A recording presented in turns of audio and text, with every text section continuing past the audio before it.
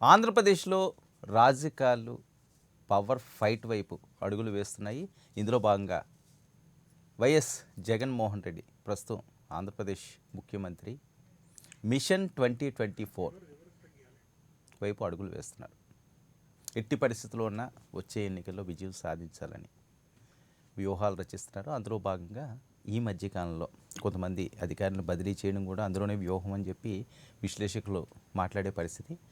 అంతేకాకుండా కొత్త టీమును గెలుపు గుర్రాలు ఎవరైతే ఉన్నారో వాళ్ళని జగన్ గారు సెలెక్ట్ చేస్తున్నారట. ఉగాదిలోపు ఈ ప్రక్షాళన జరుగుతుంది. నియోజకవర్గాల వారీగా ఖచ్చితంగా గెలిపే ధ్యేయంగా ముందుకు వెళ్ళే వాళ్ళని, అవసరమైతే సిట్టింగ్ ఎమ్మెల్యేలను కూడా మార్చడానికి వెనకాడేది లేదని చెప్పి ఆయన యోచిస్తున్నట్లుగా వస్తున్న కామెంట్స్. మరొక వైపు చంద్రబాబు నాయుడు గారు 2024లో తెలుగుదేశం పార్టీ ఎట్టి పరిస్థితుల్లో ఉన్నా గెలవాల్సిన పరిస్థితి. ఇప్పటికే ప్రతిపక్షంలో ఉంది. చంద్రబాబు నాయుడు గారు వయసు రీత్యా 70+ వెళ్ళిపోయారు. సో ఇలాంటి టైంలో ఈసారి ఆయన అధికారం చేజిక్కించుకుని వారసత్వంగా తర్వాత ఎవరైతే వస్తారో అది తర్వాత విషయం. కానీ ఈ ఎన్నికల్లో ఖచ్చితంగా గెలాల్సిన అవసరం ఉంది. ఎందుకంటే ఇప్పటికే తెలుగుదేశం శ్రేణుల్లో నిరాశ నిస్పృహ ఉందన్నది విశ్లేషకుల మాట. ఎందుకంటే అధికార పార్టీలో ఉన్న వైఎస్ఆర్సీపీ ప్రతీకార రాజకీయాలు చేస్తున్నదనో లేకపోతే లీడర్స్ని టార్గెట్ చేసుకుంటున్నదనో ప్రశాంతంగా వాళ్ళు బయటికి తిరగలేని పరిస్థితి, ఒక భయాందోళనకు గురి చేసిన నేపథ్యంలో క్యాడర్లు లీడర్లు నిలబడే పరిస్థితి చాలా పార్టీలకు ఉండదు. ఇంకా తెలుగుదేశం పార్టీలో అంత ఈజీగా వెను తిరగరు, కానీ ఎవరి భయం వాళ్ళకు ఉంటుంది. సో ఇలాంటి పరిస్థితిలో మరొకసారి ప్రతిపక్షంలో కానీ వెళితే పార్టీ ఉనికికే ఇబ్బంది కలిగే ప్రమాదం ఉంటుంది. కాబట్టి ఎట్టి పరిస్థితుల్లోనే గెలాలి. దానికి ఆయన వ్యూహం చూస్తున్నాం. ఈ వయసులో కూడా ఆయన కంటిన్యూగా మీటింగులు పెట్టడం అవనివ్వండి. ఈరోజు కూడా వివిధ నియోజకవర్గాల ఎమ్మెల్యేలందరితోటి కూడా ప్రత్యేక సమావేశం ఏర్పాటు చేయడం జరిగింది. ఎవరైతే వీక్గా ఉన్నారో వాళ్ళు కూడా గెలుపు గుర్రాలనే పెట్టాలని ప్రతి పార్టీ కూడా యోచిస్తుంటుంది.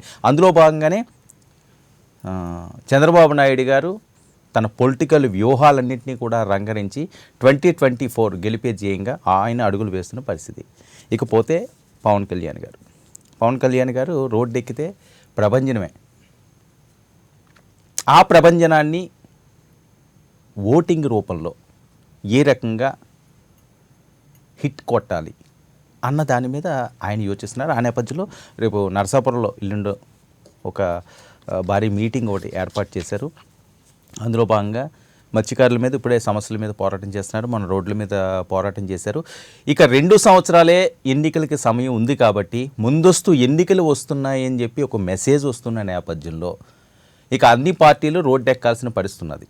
అదేవిధంగా అదే ఊపుతో కాపుల కళ కూడా, దశాబ్దాల కళ, కాపు సామాజిక వర్గానికి ఒక ముఖ్యమంత్రి కావాలని రంగా గారు అనుకున్నారు. రంగా గారిది అప్పుడు ఆయన చనిపోయిన పరిస్థితి, ఆ లీడర్ పోయారు. తర్వాత ముద్రగడ పద్మనాభం గారు అనుకున్నారు, ఆయన కూడా రాజకీయాల్లో కనుమరుగైపోయారని చెప్పొచ్చు. తర్వాత చిరంజీవి గారు పీఆర్పీ మీద ఎన్నో హోప్స్ పెట్టుకున్నారు కాపు సామాజిక వర్గం, అది కూడా వర్కౌట్ అవ్వలేదు. ఇక ఉన్న ఏకైక హోప్ పవన్ కళ్యాణ్.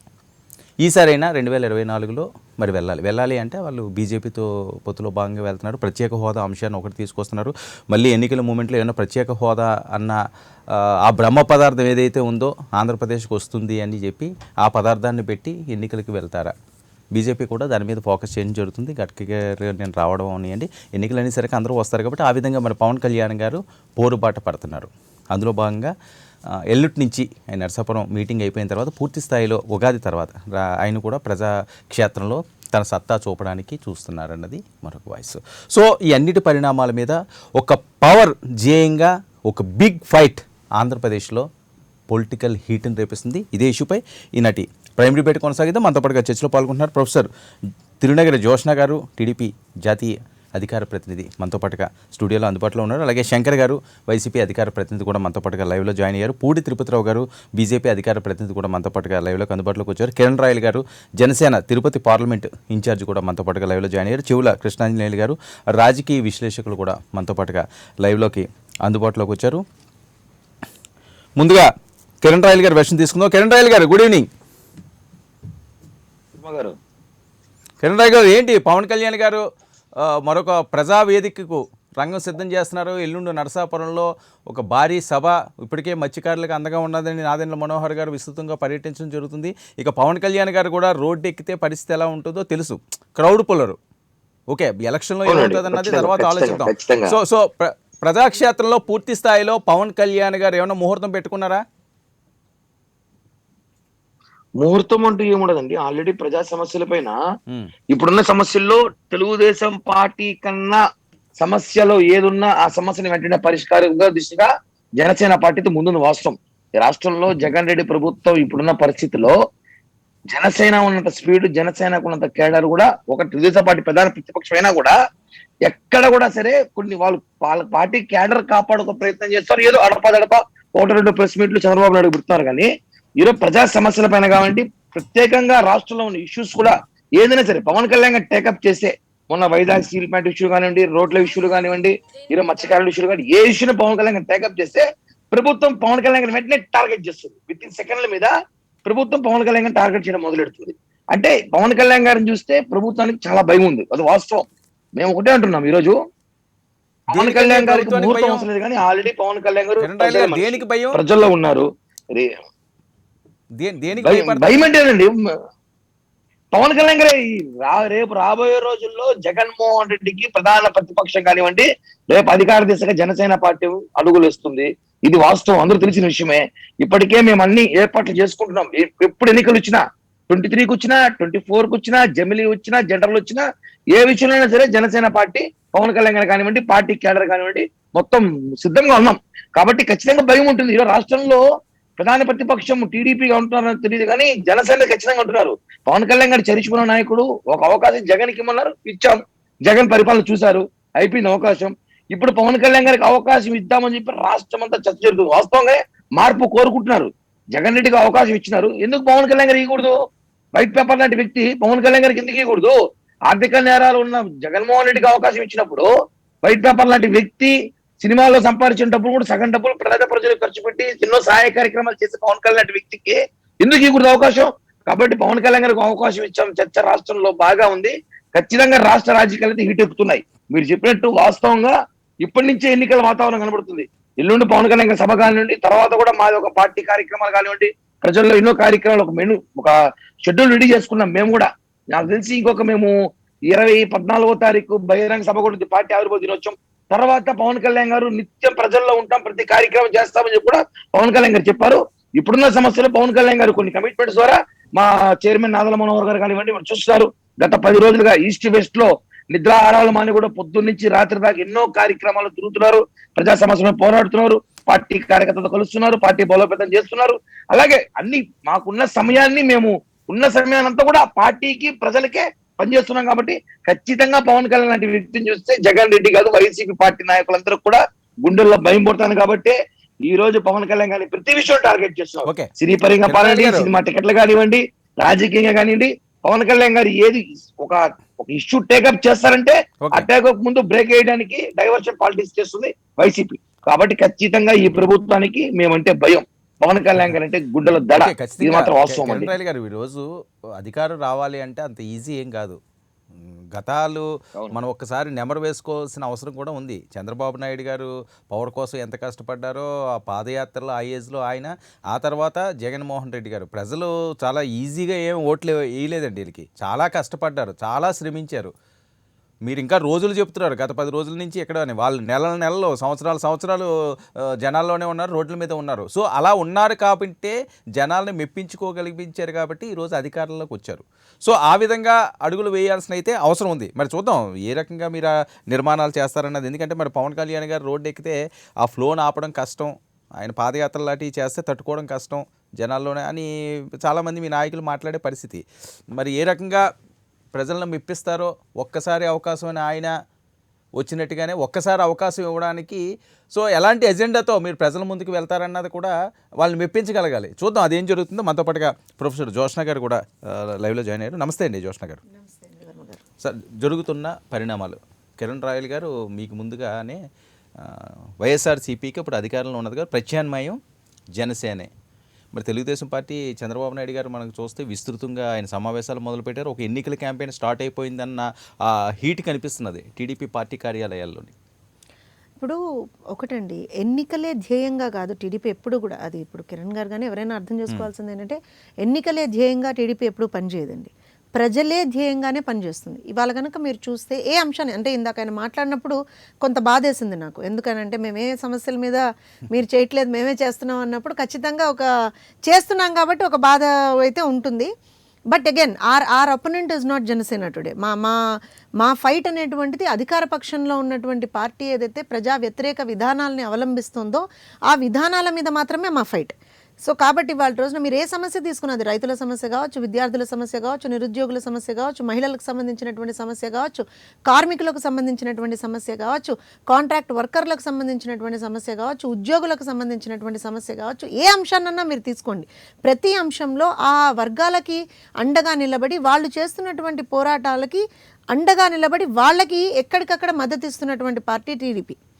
అండ్ ఎప్పుడు కూడా ప్రజాక్షేత్రంలోనే ఉన్నాం. ఏదో ఎన్నికలు రాగానే ప్రజాక్షేత్రంలోకి మేము దూకమండి. ఇది I'm telling it very openly. ఎన్నికలు రాగానే ప్రజాక్షేత్రంలోకి దూకేటువంటి ఒక సంస్కృతి టీడీపీలో లేదు. ఎప్పుడు కూడా ప్రజాక్షేత్రంలోనే ఉంటాం, ప్రజల తరఫునే కొట్లాడుతూ ఉంటాం, ప్రజల కోసమే కొట్లాడుతూ ఉంటాం. ఇవాళ కనుక మనం తీసుకుంటే ఆంధ్రప్రదేశ్లో పరిస్థితి, నేను ఇప్పుడు చెప్పినటువంటి కొన్ని వర్గాలు మాత్రమే నేను మీకు చెప్పాను. మతాలకు అతీతంగా, కులాలకు అతీతంగా, ఈ వర్గాలకు కూడా అతీతంగా ఎవరైనా పనిచేస్తున్నారంటే అది టీడీపీ మాత్రమే. అండ్ వీ హ్యావ్ అది మా సిద్ధాంతం. అది ఏదో మేము ఎవరినో మెప్పించడానికి చేసేటువంటిది కాదు. ఇవాళ చంద్రబాబు నాయుడు గారు ఒక క్యాంపెయినింగ్ దీంట్లో ఏం స్టార్ట్ చేయలేదని మీరు గమనిస్తే, వైఎస్ఆర్సీపీ అధికారంలోకి వచ్చిన తర్వాత ఏదైతే వాళ్ళు చేసేటువంటి ప్రతి తప్పుని కూడా మేము ఎండగడుతూనే ఉన్నాం. ప్రతి అంశం మీద చంద్రబాబు నాయుడు గారు మాట్లాడుతూనే ఉన్నారు. ప్రతి అంశం మీద అధికార ప్రతినిధులుగా మేము మాట్లాడుతూనే ఉన్నాము. ఎక్కడెక్కడైతే ప్రభుత్వం ప్రజా వ్యతిరేక విధానాలను అవలంబిస్తోందో మేము దాన్ని ఖచ్చితంగా వీఆర్ హైలైటింగ్ ఇట్. ఇవాళ ఇంకొక పరిస్థితి ఏంటంటే అండి, పవన్ కళ్యాణ్ గారు అంటే I don't want to talk about it, but yes he is definitely a crowd puller. అంటే మనం అది కాదనేటువంటి, నేనేదో ఇక్కడ కూర్చొని ఆయన ఏం క్రౌడ్ పుల్లర్ కాదు అని నేను అనను. But at the same time how will it turn into votes is very important. మీరు చాలా క్లియర్గా ఇప్పుడు మాట అన్నారు, జనాలు రావడం వేరు, అది ఓట్ల రూపంలో టర్న్ అవడం వేరు, ఏళ్ల తరబడిగా మనం జనాలతోటి ఒక ప్రయాణం సాగించడం వేరు. నేను అందుకే ఇందాకేం చెప్పానంటే, ఏదో ఎన్నికలు రాగానే ప్రజాక్షేత్రంలోకి వచ్చేటువంటి పార్టీ టీడీపీ కాదండి. ఎప్పుడైనా సరే గెలిచినా మేము ప్రజలతోటే ఉన్నాం, ఓడిపోయినా ప్రజలతోటే ఉన్నాం. మీరు కనుకంటే ఇది అసంబద్ధమైనటువంటి ఒక కంపారిజన్ అయినా సరే, తెలంగాణలో ఇవాల్టి వరకు కూడా తెలుగుదేశం పార్టీ ప్రజల పక్షాన ప్రజాక్షేత్రంలో కొట్లాడుతూనే ఉంది. ఇన్నేళ్లుగా ఆల్మోస్ట్ ఒక 17 years నుంచి మేము అధికారంలో లేకపోయినా సరే అక్కడ కొట్లాడుతూనే ఉన్నాం. So it's not about power for TDP, it's all about people. Whether అంటే ఈ వేరే పార్టీల వాళ్ళు దాన్ని యాక్సెప్ట్ చేసినా చేయకపోయినా, we always fight for people, we always ఏమంటారంటే స్టాండ్ బై ద పీపుల్. ఇప్పుడు మీరు అన్నటువంటి మాట, ఎన్నికలు వస్తున్నాయి, దానికి ప్రిపరేషన్స్లో ఉన్నారు అంటే డెఫినెట్గా ఒక రాజకీయ పార్టీగా దానికి సంబంధించినటువంటి వ్యూహాలు అవి ఉంటాయి. అట్ ద సేమ్ టైం ప్రజలకు సంబంధించినటువంటిగా మనం ఏ కార్యక్రమాలు చేయాలి, these two are two parallel things. ఇది ఎప్పుడూ నడుస్తూనే ఉంటుంది, ప్రజలకు సంబంధించింది ఎప్పుడూ నడుస్తూనే ఉంటుంది. ఇది మనం చేస్తూ ఉన్నంతకాలం ఆటోమేటికల్గా ఒక ప్రిపరేషన్ అనేటువంటిది ఎలక్షన్స్కి నడుస్తూనే ఉంటుందండి. కొత్తగా మనం ఏం చేయక్కర్లేదు. అంటే ఒక సంవత్సరంలో ఎలక్షన్స్ వస్తే ఇవాళ నుంచి మనం ఏదో చెయ్యాలని కాదు. ఇవాళ మాకు నియోజకవర్గ ఇన్ఛార్జీలను నియమించడం కానివ్వండి, అది ఒక ప్రాసెస్. ఒక పార్టీలో ఒక వ్యవస్థగా డెఫినెట్గా ఎప్పుడైనా there is a change and కొన్ని రోజుల తర్వాత దీన్ని మనం చేంజ్ చేస్తాం, తీసుకొస్తాం. అది ఆ ప్రాసెస్ పరంగా నడుస్తూనే ఉంది. ఎక్కడికక్కడ సమీక్షలు, ఇవాళ రోజున మనం కనుక చూస్తే తూర్పుగోదావరి జిల్లా ఒక 3 జిల్లాలకు సంబంధించినటువంటి సర్పంచులకు సంబంధించినటువంటి సదస్సులో సార్ మాట్లాడారు. అలానే నిన్న మొన్న వేరే నియోజకవర్గాలకు సంబంధించినటువంటి లీడర్స్ తోటి, క్యాడర్ తోటి మాట్లాడారు. So this is an on going process. It definitely అంటే ఇవాళ ఏదో కొత్తగా చేస్తున్నటువంటిది కాదు, it is an on going process. ఎందుకంటే ఈ సమీక్షా సమావేశాలు కేవలం ఎలక్షన్ల కోసం పెట్టేవి కాదు వర్మ గారు. And all of you have to understand that ఇవేంటంటే అక్కడ ఆ ప్రాంతాల్లో ఏదైతే సమస్యలు ఉన్నాయో, ప్రజా సమస్యలు ఉన్నాయో, వాటిని ఎలా TDP how is it taking it forward, and మేము దానికి సంబంధించి ఏమన్నా సొల్యూషన్స్ ఇవ్వగలుగుతున్నామా, దానికి సంబంధించి ఏదైనా సజెషన్స్ ఇవ్వగలుగుతున్నామా అనేటువంటిది మేము మా అధినాయకుడితో డిస్కస్ చేస్తూ, హీ గివ్స్ అస్ ది ఒక గైడ్ కదా. ఆయన ఎప్పుడైనా సరే ఒక మెంటర్, ఒక గైడ్. అధినాయకుడు ఎప్పుడు కూడా మీరు ఇలా చేయాలమ్మా అని చెప్తారు. సో డెఫినెట్గా ఆ ప్రాసెస్లో జరిగేటువంటి సమీక్షా సమావేశాలు. Okay right. మనతో పాటుగా పూడి తిరుపతిరావు గారు కూడా జాయిన్ అయ్యారు. తిరుపతిరావు గారు, గుడ్ ఈవినింగ్. అందరికీ నమస్కారం వర్మ గారు. సార్, ఎవరికి వాళ్ళు వ్యూహాలు మొదలుపెట్టారు, స్కెచ్లు వేస్తున్నారు, పోరుబాటు పడుతున్నారు, మీ సంగతి ఏంటి? వర్మ గారు, ముందుగా మీ తొలి పలుకుల్లో ఏదైతే తెలుగుదేశం పార్టీ వ్యూహము లేకపోతే వైసీపీ వ్యూహము, చివరిగా మా జన సైనికుడు కూడా మాట్లాడేటప్పుడు మేము మిత్రపక్షంగా ఉన్నామన్నటువంటి ధోరణితో కాకుండా మాట్లాడారు. అయినప్పటికీ అది పక్కన పెడితే నేను అదే ప్రస్తావించాను. మీరు కూడా మాకంటూ ఏదో ఉంది అన్నటువంటి ఆలోచనతో మీరైతే మీ తొలి పలుకుల్లో పలకలా. దాన్ని నేను స్వాగతిస్తున్నాను. పవన్ కళ్యాణ్ గారిని మీరు సీఎం కింద ప్రకటించారు. ఇంక పవన్ కళ్యాణ్ గారు ఉంటే ఇంక మీకు ఏముందండి, ఇంకిద్దరిని ప్రస్తావించాలంటే నెక్స్ట్ నుంచి అలాగే ప్రస్తావిస్తాను. నేను ఇంకేంటంటే మీరు ఎందుకు ఒకటే అనుకుంటున్నాను, నేను 2 చేయమంటే 2 చేస్తాను. నేను అసలు మిమ్మల్ని మీరు ఆ విధంగా ప్రస్తావించినందుకు, అంటే పవన్ కళ్యాణ్ గారు మమ్మల్ని ప్రస్తావించినందుకు నేను స్వాగతిస్తున్నాను మిమ్మల్ని. ఓకే, నేను ఎత్తి చూపట్ల, అంటే కొద్దో గొప్ప మా జన సైనికుడు తాలూకా ప్రస్తావన ఎత్తి చూపానేమో కానీ మీ విషయంలో నేను స్వాగతిస్తున్నా. ఎందుకు అనేసి అంటే, మా విధానం ఎన్నికల ముందు ఒకలాగా లేకపోతే ఎన్నికల తర్వాత ఒకలాగా, అంటే ఏదైతే పోలింగ్ ముందు రోజు ఏ స్టేజ్ తో ఉంటుందో పార్టీకి నాయకత్వం, పార్టీ కార్యకర్తలు, పోలింగ్ మర్నాడు నుండి కూడా మళ్ళీ అదే స్టేజ్ తో మేము ముందుకు వెళ్తాం. అది ఇవాళ నేను చెప్పేది కాదు, లేకపోతే ఇవాళ నేను చేసేది కాదు. మా పరంపర లాంటిది. 1951లో జనసంఘ్ ప్రారంభం నుండి మళ్ళీ 80లో భారతీయ జనతా పార్టీ ఆవిర్భావం తరువాత వాజ్పేయి గారు ప్రధానమంత్రి అయినటువంటి సందర్భం నుండి మళ్ళీ నరేంద్ర మోడీ గారు 2వ పర్యాయం ప్రధానమంత్రి అయ్యి ఈ రోజు వరకు కూడా మా పరంపర ఎన్నికల ముందు రోజు ఏ విధమైనటువంటి ఆలోచన ధోరణి, ఏ విధమైనటువంటి పనితీరుతో పార్టీ కార్యకర్త ఉంటాడో, నేను చెప్పేది పై స్థాయి నుండి కింది స్థాయి వరకు ఉన్నటువంటి కార్యకర్త, ఎన్నికల మర్నాడు కూడా అదే స్థాయి ఆలోచనతో మేము ఉంటాము అని చెప్పడం నా ఉద్దేశం. అందువల్లే మీరు మమ్మల్ని ప్రస్తావించకపోయినా సరే నేను మిమ్మల్ని ప్రశంసిస్తున్నాను. ఎందుకు అనేసి అంటే, మేము కేవలం అధికారం కోసం వచ్చినటువంటి పార్టీ భారతీయ జనతా పార్టీ కాదు. ఈ రాష్ట్రంలోనే కాదు, ఈ దేశంలోనూ కూడా ఏదైతే స్వాతంత్రానంతరం అప్పుడు ఉన్నటువంటి పరిస్థితుల్లో ఇవాళ ఉన్నటువంటి పరిస్థితుల్ని ఆలోచన చేసి ఏర్పాటైనటువంటి పార్టీ భారతీయ జనతా పార్టీ. అంతేకాకుండా ఇవాళ కూడా నరేంద్ర మోడీ గారు ప్రతి క్షణం అనుక్షణం శ్రమిస్తున్నారో లేకపోతే ఆలోచిస్తున్నారో అనేసి అంటే, ఇవాళ ఉన్నటువంటి భారతావని గురించి కాదు, రాబోయే కొన్ని శతాబ్దాల తర్వాత భారతావని ఏ విధంగా ఉంది అన్నటువంటి ఉండాలన్నటువంటి ఒక ఆలోచనతో. అంటే నేను ఎందుకు చెప్తున్నానంటే, మా ముందు చూపు గాని మా పనితీరు గాని ఆ విధంగా ఉంటుంది. తాత్కాలికంగా ఒక 5 సంవత్సరాలు, ఒక 10 సంవత్సరాలని పరిగణలోకి తీసుకొని వెళ్లే పార్టీ మాది కాదని చెప్పడం నా ఉద్దేశం. ఇకపోతే రాష్ట్రంలో ఉన్నటువంటి పరిస్థితికి నేను వస్తున్నా. ఎస్, జనసేన పార్టీతో, అదే నేను ఏదో క్యాజువల్ గా చెప్పాను, మా సోదరుడు ప్రస్తావించలేదని, కానీ అదేమి నేను చూడండి, మీరు మాట్లాడుతుంటే మీ సోమవీర్రాజు గారి విజువల్స్ అక్కడ పడుతున్నాయి. ప్లీజ్ చూసారా? నిరంతరం నేను అదే చెప్తున్నా. నేను ఇప్పుడు రాబోయేది కూడా అదే.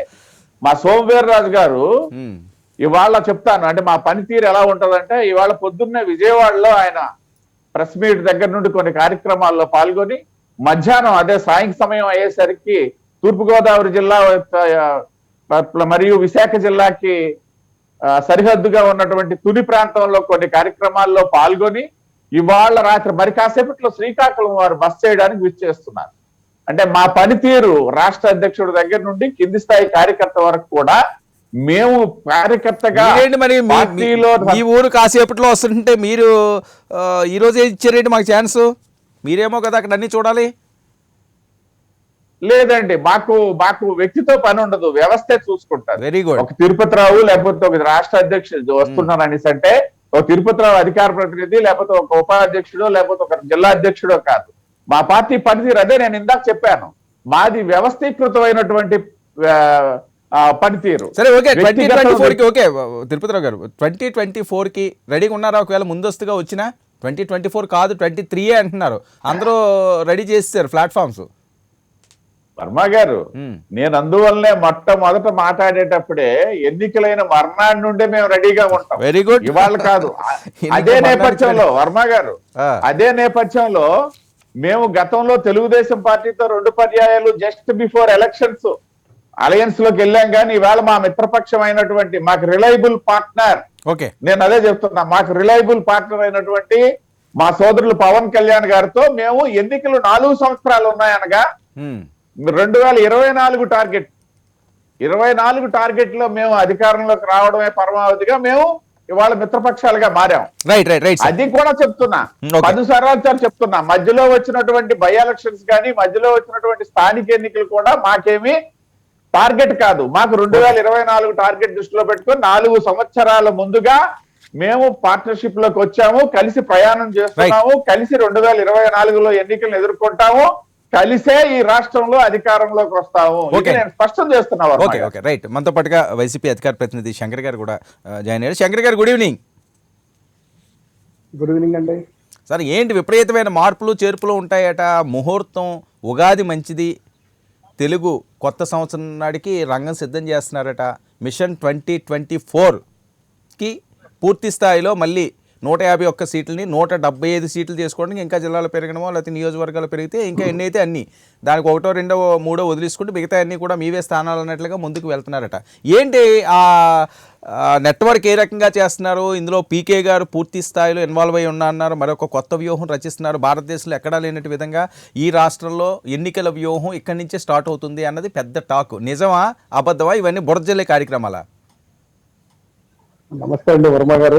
మాకు గన్నులు లేవు, మిషన్లు లేవు, అన్ని ఏమీ లేవు. ఒకటి ప్రజాసేవ, ప్రజల్లో ఉండడము, ప్రజలకు ఏం కావాలో చేసుకోవడము, అదే మా యొక్క మిషన్, అదే మా యొక్క గన్నులు. మీరు ఏదైతే అంటున్నారు కదా, అవన్నీ కూడా ఏదైనా కూడా ప్రజల టార్గెట్ గానే మాకు ఉంటుంది. ప్రజాస్వామ్యంలో ప్రజలను అత్యంతంగా గౌరవించడము, ప్రజల యొక్క కోరికలు ఏమున్నాయనేటువంటి నెరవేర్చడము, వాళ్ళ అవసరాలు నెరవేర్చడము అన్ని కూడా చూసుకోవడంలోనే మొదల నుంచి కూడా ఉంది. మీరు అన్నట్టు ఎన్నికల ఇదా అనే దానికంటే ఎక్కువగా మీరు వైఎస్ఆర్ కాంగ్రెస్ పార్టీ పెట్టినప్పటి నుంచి అనేక ఉప ఎన్నికలు ఎదుర్కొన్నాము, హేమీలతో ఢీకొట్టినాము. ఎక్కడా కూడా మిగతా వాళ్ళలాగా పొత్తులకి పాల్చలేదు. పొత్తులు వద్దు, ఒంటరిగానే వెళ్తామని చెప్పాము. మాట మీద ఉందంటే 2014 కానీ, తర్వాత 2012 సంవత్సరం ఉప ఎన్నికలు కానీ, 2011లో కానీ, తర్వాత జరిగినట్టు ఏ ఎన్నిక చూసుకున్నా కూడాను ఒంటరిగానే ప్రజలకు ఆశీర్వాదాలు కోరుకున్నాం. దాని గురించి అంతలా చెప్పడం ఎందుకంటే మీరు రెగ్యులర్ గా అంటానే ఉంటారు కదా, సింహం సింగిల్ అని. అది రెగ్యులర్ గా మేము విని మాటే, ఇంకా అది ఓకేలేండి. ఇంకా దాని గురించి మనం పెద్దగా ప్రస్తావన అవసరం లేదు. అవును, వినే మాట కదా, ఇది చెప్పాలి కదా. మరి ఎన్నికల మాట వచ్చినప్పుడు అంతా చెప్పాలి కదా. మీరు ఎన్నికల గురించి శంకర్ గారికి ఒక సూచన. శంకర్ గారు తమ్ముడు, మీకు చిన్న సూచన. మీరు పొత్తులు లేవంటున్నారు కానీ మొన్న జరిగినటువంటి స్థానిక ఎన్నికల్లో నెల్లూరులో మీతో పాటు కమ్యూనిస్ట్ పార్టీకి 1 సీటు కేటాయించి పొత్తులో వెళ్ళారు, గుర్తు చేసుకోండి. ఓకే శంకర్ గారు ప్లీజ్. అన్నా, మాకు ఈ రోజు బీఎస్పీతో, రేపు బీజేపీతో, నిన్న తెలుగుదేశంతో, మొన్న కమ్యూనిస్టులతో అలాంటి అలవాట్లు లేవన్నా. సాధారణ ఎన్నికలు 2 ఎదుర్కొన్నాం మా పార్టీ వచ్చిన తర్వాత. ఉప ఎన్నికలు ఎదుర్కొన్నాము, సింగిల్ గానే వెళ్ళాము. మరీ చెప్తున్నాను, ఎవరెవరు ఎన్నికల పొత్తుల కోసం ఎలా అగచాట్లు పడుతున్నారు. నా రియలయబుల్ పార్ట్నర్ పాపం వాళ్ళ యొక్క కోసము, వాళ్ళేమో ట్రయాంగులర్ లవ్ ఏమో, ఒకరేమో తెలుగుదేశం లవ్ చేస్తే, ఇంకొకరేమో బీజేపీ పవన్ కళ్యాణ్ లవ్ చేస్తే, పవన్ కళ్యాణ్ టీడీపీ లవ్ చేస్తారు. ఎవరు లవ్ అర్థం కావట్లేదు. వాళ్ళేమో పాపం రిలయబుల్ పార్ట్నర్ అంటారు, ఒకరేమో మేమే ప్రతిపక్షం అంటారు. ఎలా ఉందంటే వీళ్ళకి కలిసి కాదు. వాళ్ళ యొక్క చూస్తుంటే వాళ్ళ అగచాట్లు అది కరెక్టే, మీరే చెప్పారు. నెల్లూరులో మీరు వ్యాలంటైన్స్ డే అయిపోయిందిలేండి, ఇంకా మళ్ళీ ఇంకా లవ్లన్నీ ఎందుకు, ఇంకా టైం ఉంది. జరిగేది అదే కదండి, రాష్ట్రంలో లవ్లే కదా జరిగేది. ఒకరేమో మాకేమో పవన్ కళ్యాణ్ రిలయబుల్ పార్ట్నర్ అంటారు, పవన్ కళ్యాణ్ ఏమో మాకు చంద్రబాబు రిలయబుల్ పార్ట్నర్ అంటారు. అట్లుగా వాళ్ళు కలిసి మెలిసి 5 సంవత్సరాలు జనాలు ముగ్గురు చూశారండి. మీకు ఏమైనా ఇన్ఫర్మేషన్ ఉందా అండి? మీకు ఏమైనా ఇన్ఫర్మేషన్ ఉందా పవన్ కళ్యాణ్ గారు లేకపోతే జనసేన టీడీపీ ఏమైనా కలుస్తుంది కదా అని? మీకు ఇంటెలిజెన్స్ ఉంటుందిగా. ఇంటెలిజెన్స్ మనకు తెలియదు. నేను ప్రభుత్వంలో భాగస్వామిని కాదు, పార్టీలో భాగస్వామిని. నేను పార్టీ అధికార ప్రతినిధిని. ఇంటెలిజెన్స్ మాకు తెలియదు. కానీ ప్రజలంతా తెలిసింది ఏంటంటే, ఇప్పటికే చంద్రబాబు, పవన్ కళ్యాణ్ ఒక పడవలో కాలేస్తున్నారు. పాపం బీజేపీ ఏమో ఉండనీళ్ళని ఏదో పవన్ కళ్యాణ్ ఉంటే బాగుంటుంది అనేటువంటిది వాళ్ళ యొక్క బతిమాలుకుంటున్నారు. కనీసం 10,000 ఉప ఎన్నికల్లో ఒకరు పోటీ పెట్టమంటారు, మా దగ్గరేమో పోటీ పెడతారు. ప్రచారానికి వస్తారని ఒకరంటారు, ఆయన ప్రచారానికి రాడు. ఎలా ఉందండి ఇలా పరిస్థితి? చాలా అధ్వానంగా ఉంది. సరే, వాళ్ళు ఎలా ఉంది, వాళ్ళు ముగ్గురు వచ్చినా లేకపోతే కాంగ్రెస్ కూడా తెలంగాణలో చంద్రబాబు కాంగ్రెస్ కలిసి వెళ్ళారు కదా, అలా కాంగ్రెస్ వీళ్ళందరూ కలిసి వచ్చినా కూడాను మేము స్వాగతిస్తాం. కానీ ఎక్కడా కూడాను మాకు ఏ మాత్రము సందేహం లేదు. ఈ యొక్క ప్రజలకు ఏమేం చేస్తాం ఈ ప్రభుత్వం వచ్చిన తర్వాత. ఇదే తెలుగుదేశం వాళ్ళ యొక్క గత 5 సంవత్సరాల్లో ఏ విధంగా రాష్ట్రాన్ని చేసి వెళ్ళారు, తర్వాత 100 కోట్లు కూడా ఖజానాలో లేవు, ఏ విధంగా జీతాలు ఇస్తారు. ఈ చంద్రబాబుని యనమల రామకృష్ణ లాంటి వాళ్ళు అవహేళన చేసినా కూడాను, ఈ యొక్క రాష్ట్ర పరిస్థితి ఏ విధంగా ఉన్నా కూడాను, ఈ 2 సంవత్సరాలు కరోనా పాండమిక్ సిచ్యువేషన్ వచ్చినా కూడాను చెప్పిన మాట మేనిఫెస్టో ఒకటే అండి. ఎన్నికలకు ముందు వెళ్ళేటప్పుడు అధికార పార్టీగా మేము చెప్తా ఉన్నాం ఈరోజు. శంకర్ గారు మీ ఆడియో మ్యూట్ అయింది, ఒకసారి చెక్ చేయండి ప్లీజ్. మేనిఫెస్టో వెళ్తాము, ప్రజల ముందుకి మేనిఫెస్టో తీసుకెళ్తాము. ఒకటే చెప్పాము, మేనిఫెస్టో మాకు ఒక భగవద్గీత లాంటిది, బైబిల్ లాంటిది, ఖురాన్ లాంటిది. ఓకే శంకర్ గారు ఓకే, మేనిఫెస్టో విషయంలోనో లేకపోతే నవరత్నాల విషయంలోనో మీరు ఇచ్చిన హామీలన్నీ కూడా నెరవేరుస్తున్నారు. వినండి ఒక్క నిమిషం. కానీ అవన్నీ కూడా అప్పుల రూపంలో. ఇప్పటికే 7 లక్షల కోట్ల రూపాయలతో ఆంధ్రప్రదేశ్ రాష్ట్రం మునిగింది. ఆ అప్పులు ఎవరు తీరుస్తారు, ఎవరు దానికి బాధ్యత? అభివృద్ధి లేకుండా అప్పుల వైపు వెళ్తున్నారనేది పదే ప్రతిపక్షాలు మిమ్మల్ని విమర్శిస్తున్న మాట. వర్మ గారు, మీరు జర్నలిస్టే. రాష్ట్రం విడిపోయిన తర్వాత 95,000 కోట్ల అప్పులు అయితే కనుక 3,90,000 కోట్ల అప్పులు ఎవరు చేశారో జనాలకు తెలుసు. అదేవిధంగా నిన్న పార్లమెంట్ లో కేంద్రంలో బడ్జెట్ పెట్టింది భారతీయ జనతా పార్టీ. దాంట్లో 39,40,000 కోట్ల రూపాయలు పూర్తిగా మనకు రాబడి అనేటువంటి చూపిస్తున్నాయి. ఎట్లొస్తుందయ్యా అంటే కనుక 34% అప్పుల ద్వారా వడ్డీ అనేసి చెప్పారు. అంటే 34% ఎంత? 39 లక్షల్లో. అంటే వడ్డీలకి తెచ్చేది, అప్పులు చేసేది కేంద్ర ప్రభుత్వం ఎంత తెస్తుంది అప్పులు అనేటువంటిది ఒకటి. ఎవరికి జరగని సత్యము. అదేవిధంగా ఈ రాష్ట్రంలో కులాలు, మతాలు, ప్రాంతాలు, రాజకీయాలు చూడకుండా 1,47,000 కోట్ల రూపాయలు డైరెక్ట్ బెనిఫిషియరీస్ ఇస్తారు డీబీటీ ద్వారా ప్రజలకు వేయడం జరిగింది, ప్రజలకు అందించడం జరిగింది సంక్షేమ పథకాల ద్వారా. ఎక్కడా కూడా కరోనా టైంలో కూడాను అనేక మంది సలహాలు కూడా ఇచ్చారు. ఇప్పుడు కరోనా టైం కదా, ఆర్థిక పరిస్థితి బాగలేదు, ఇది కొంచెం పోస్ట్ పోన్ చేయండి, లేకుంటే తగ్గించండి, కొద్ది నెలలు ఆపండి అని చెప్పినా కూడాను లేదు. ప్రజలకు ఇచ్చిన మాట ప్రకారము ఆ ప్రజల యొక్క కష్టాల్లో ఉన్నారు. కరోనా టైంలో వాళ్ళకి అవసరం ఉంటుంది. ఇది అదే కాదు, మాట తప్పమనేటువంటిది డే 1 నుంచి ఏదో ఎలక్షన్ కోసం పసుపు కుంకుమ లాగా లాస్ట్ లో 10 రోజులు కాకుండా మొత్తం అంతా కూడా డే 1 నుంచి పెట్టినటువంటి ఈ రోజు మేనిఫెస్టో తీసుకుంటే దాదాపు 97% వరకు పూర్తి చేశాము. ఇంకేం కావాలండి? ప్రజల దగ్గరికి ఇదే చెప్తాం మేము, అయ్యా మేము చెప్పించేసాము ఇది అనేటువంటిది. అదేవిధంగా మీరు అన్నట్టు మీరు ఇంట్రోలో చెప్తా ఉన్నారు, క్రౌడ్ పుల్లర్ రేపటి నుంచి ఎట్లా ఆంధ్రప్రదేశ్ రాష్ట్రం ఆగుతుందా, ఎక్కడికన్నా ఏమవుతుందో, భూకంపం వస్తుందా, భూగోళం వస్తుందా, పవన్ కళ్యాణ్ వస్తుందని మీరు కూడా చెప్పారు. మీకు ఇన్ని కూడా ఒకటి నరసాపురంలో చూసాము, అదే భీమవరంలో చూశారు, అదే జనాలు గాజువాకలో చూశారు. అంటే క్రౌడ్ రావట్లేదా? పవన్ కళ్యాణ్ మీటింగ్ క్రౌడ్ ఉండదా? ఎందుకుండదండి? నేను చెప్పిన మాటలు ఏంటంటే చెప్పాను, కానీ అది ఓటింగ్ రూపంలో రప్పించుకోవడం అన్నది అది రాజకీయ చతురత. ఏ కేఏపాల్ వస్తే క్రౌడ్ లేరా? కేఏపాల్ వస్తే క్రౌడ్ లేరా? ఎవరు రారండి జనాలకి ఓట్లకి? ఆలీ వచ్చిన జనాలకి వస్తున్నారు, అందరూ వస్తున్నారు కదా. మన ఆలీ కూడా ప్రచారం చేశారు మా పార్టీ తరఫున విజయవాడలో. క్రౌడ్ ఎట్లా రాలేదు? గుంటూరులో చేశారు, పృథ్వీ కూడా చేశారు గుంటూరులో, జనాలు వస్తారు. ఎవరు జనాలు రారు? ప్రజలు అనేటువంటి వాళ్ళ మనసుల్లో ఎవరికి ఓటు వేయాలి, మనకి ఏమి చేశారు, ఏం చెప్పారు అనేటువంటిది ఇదే బేరీజ్ చేసుకుంటారు. కానీ ఏదో మనం మాటలు చెప్పించేసి ఇక్కడ ఈ రాష్ట్రంలో పార్ట్ టైం పాలిటిక్స్ కి పురుషాప్ పడిందండి. పార్ట్ టైం పాలిటిక్స్ కి స్కోప్ లేదు. ఎవరు ప్రజల్లో ఉన్నారు, ప్రజలు అర్థం చేసుకుంటున్నారు, ప్రజలకు ఏం చేస్తున్నారు అనేటువంటిదే కులమానంగా పోతుంది. అంతకు మించి ఏమీ లేదు. రైట్ ఓకే 1 minute అండి. మనతో పాటుగా కృష్ణాంజలి గారు గుడ్ ఈవినింగ్. వర్మ గారు గుడ్ ఈవినింగ్. ప్యానల్ మెంబర్స్ అందరికి కూడా గుడ్ ఈవినింగ్. కృష్ణాంజలి గారు, 4 పార్టీలు ఉన్న ప్రతినిధులు చెప్పిన అంశాలన్నీ కూడా మీరు విన్నారు. ఇంక ఒకరొకరిది ఇంక నేను ప్రస్తావించడం అన్నది సమయం వృధా తప్ప ఏం కాదు. సో ఎవరి కాన్ఫిడెన్స్ వాళ్ళకు ఉంది. ఓవరాల్గా చూస్తే 2024కి ఈ వ్యూహాలన్నీ కూడా ఎవరికి వర్కౌట్ అవుతాయి? వర్మ గారు, మీరు ఇంట్రోలో చెప్పినటువంటి అంశాలు ఆంధ్రప్రదేశ్ రాజకీయ ముఖ చిత్రానికి అద్దం పట్టేటువంటి విధంగా ఉన్నాయి, చాలా యాప్ట్ గా కూడా ఉన్నాయి అనేటువంటిది నా యొక్క అభిప్రాయం. బీజేపీ వాళ్ళు నొచ్చుకున్నా కూడా వాళ్ళు నోటాతో పోటీ పడేటువంటి వాళ్ళని బీజేపీని ప్రస్తావించాల్సినటువంటి అవసరం కూడా లేదనేటువంటిది నా యొక్క ఉద్దేశం. మామూలుగా అయితే నోటాతో పోటీ పడి ఏమైనా ముందుకు వస్తారేమో చూద్దాం, అది వేరే అంశం. కానీ ఇప్పుడు ఇంకొక కీలకమైనటువంటి అంశం కూడా మీరు చెప్పినటువంటిది ఏంటంటే ముందస్తుకు కూడా అవకాశం ఉందనేటువంటి ఒక దాన్ని కూడా ప్రస్తావించారు. అలాంటి పరిస్థితులే కనపడుతున్నాయి ఆంధ్రప్రదేశ్ లో. అయితే ముందస్తు ఎన్నికలు ఒక 8 నెలల్లో 10 నెలల్లో ముందే జరుగుతాయి అనేటువంటి ఒక చర్చ కూడా జరుగుతుంది. అయితే మీరు చెప్పినటువంటి ఇంట్రో ఏదైతే బేస్ ఉందో దానికి అనుగుణంగా ఉండేటువంటి కొన్ని లెక్కలు వాస్తవాలని నేను ఇప్పుడు చెప్పేటువంటి ప్రయత్నం చేస్తాను. రాజకీయ పార్టీల వారీగా అధికారంలో ఉండేటువంటి వైఎస్ఆర్ కాంగ్రెస్ పార్టీ మిగతా పార్టీల కన్నా కూడా ఈ ఎన్నికలకు సంబంధించినటువంటి వ్యూహాలను రచించడంలో చాలా ముందు ఉందండి, చాలా వేగంగా ఉంది, చాలా పగడ్బందీగా వ్యూహాలను రచిస్తుంది. ఈ మిగతా ప్రతిపక్ష పార్టీలు ఆ వేగాన్ని అందుకునేటువంటి స్థితిలో లేవు రాజకీయంగా. నేను చెప్పేటువంటి అంశం ఇక్కడ ఏమిటి అంటే జగన్మోహన్ రెడ్డి గారు ఇప్పటికే వాళ్ళ మంత్రివర్గ సహచరులకి 2 సమావేశాలకు ముందే మంత్రివర్గ సమావేశంలోనే చెప్పారు, మనం ఎన్నికలకు మీరు సిద్ధమవుతుండండి, మీరు మనం రాజకీయంగా కూడా ప్రజల్లోకి వెళ్ళేటువంటి ప్రయత్నం చేయాలనేటువంటి చెప్పడం. అదేవిధంగా ప్రశాంత్ కిషోర్ కూడా రంగంలోకి వస్తారు, మీరు రెడీగా ఉండండి అనేటువంటి విషయాన్ని చెప్పారు.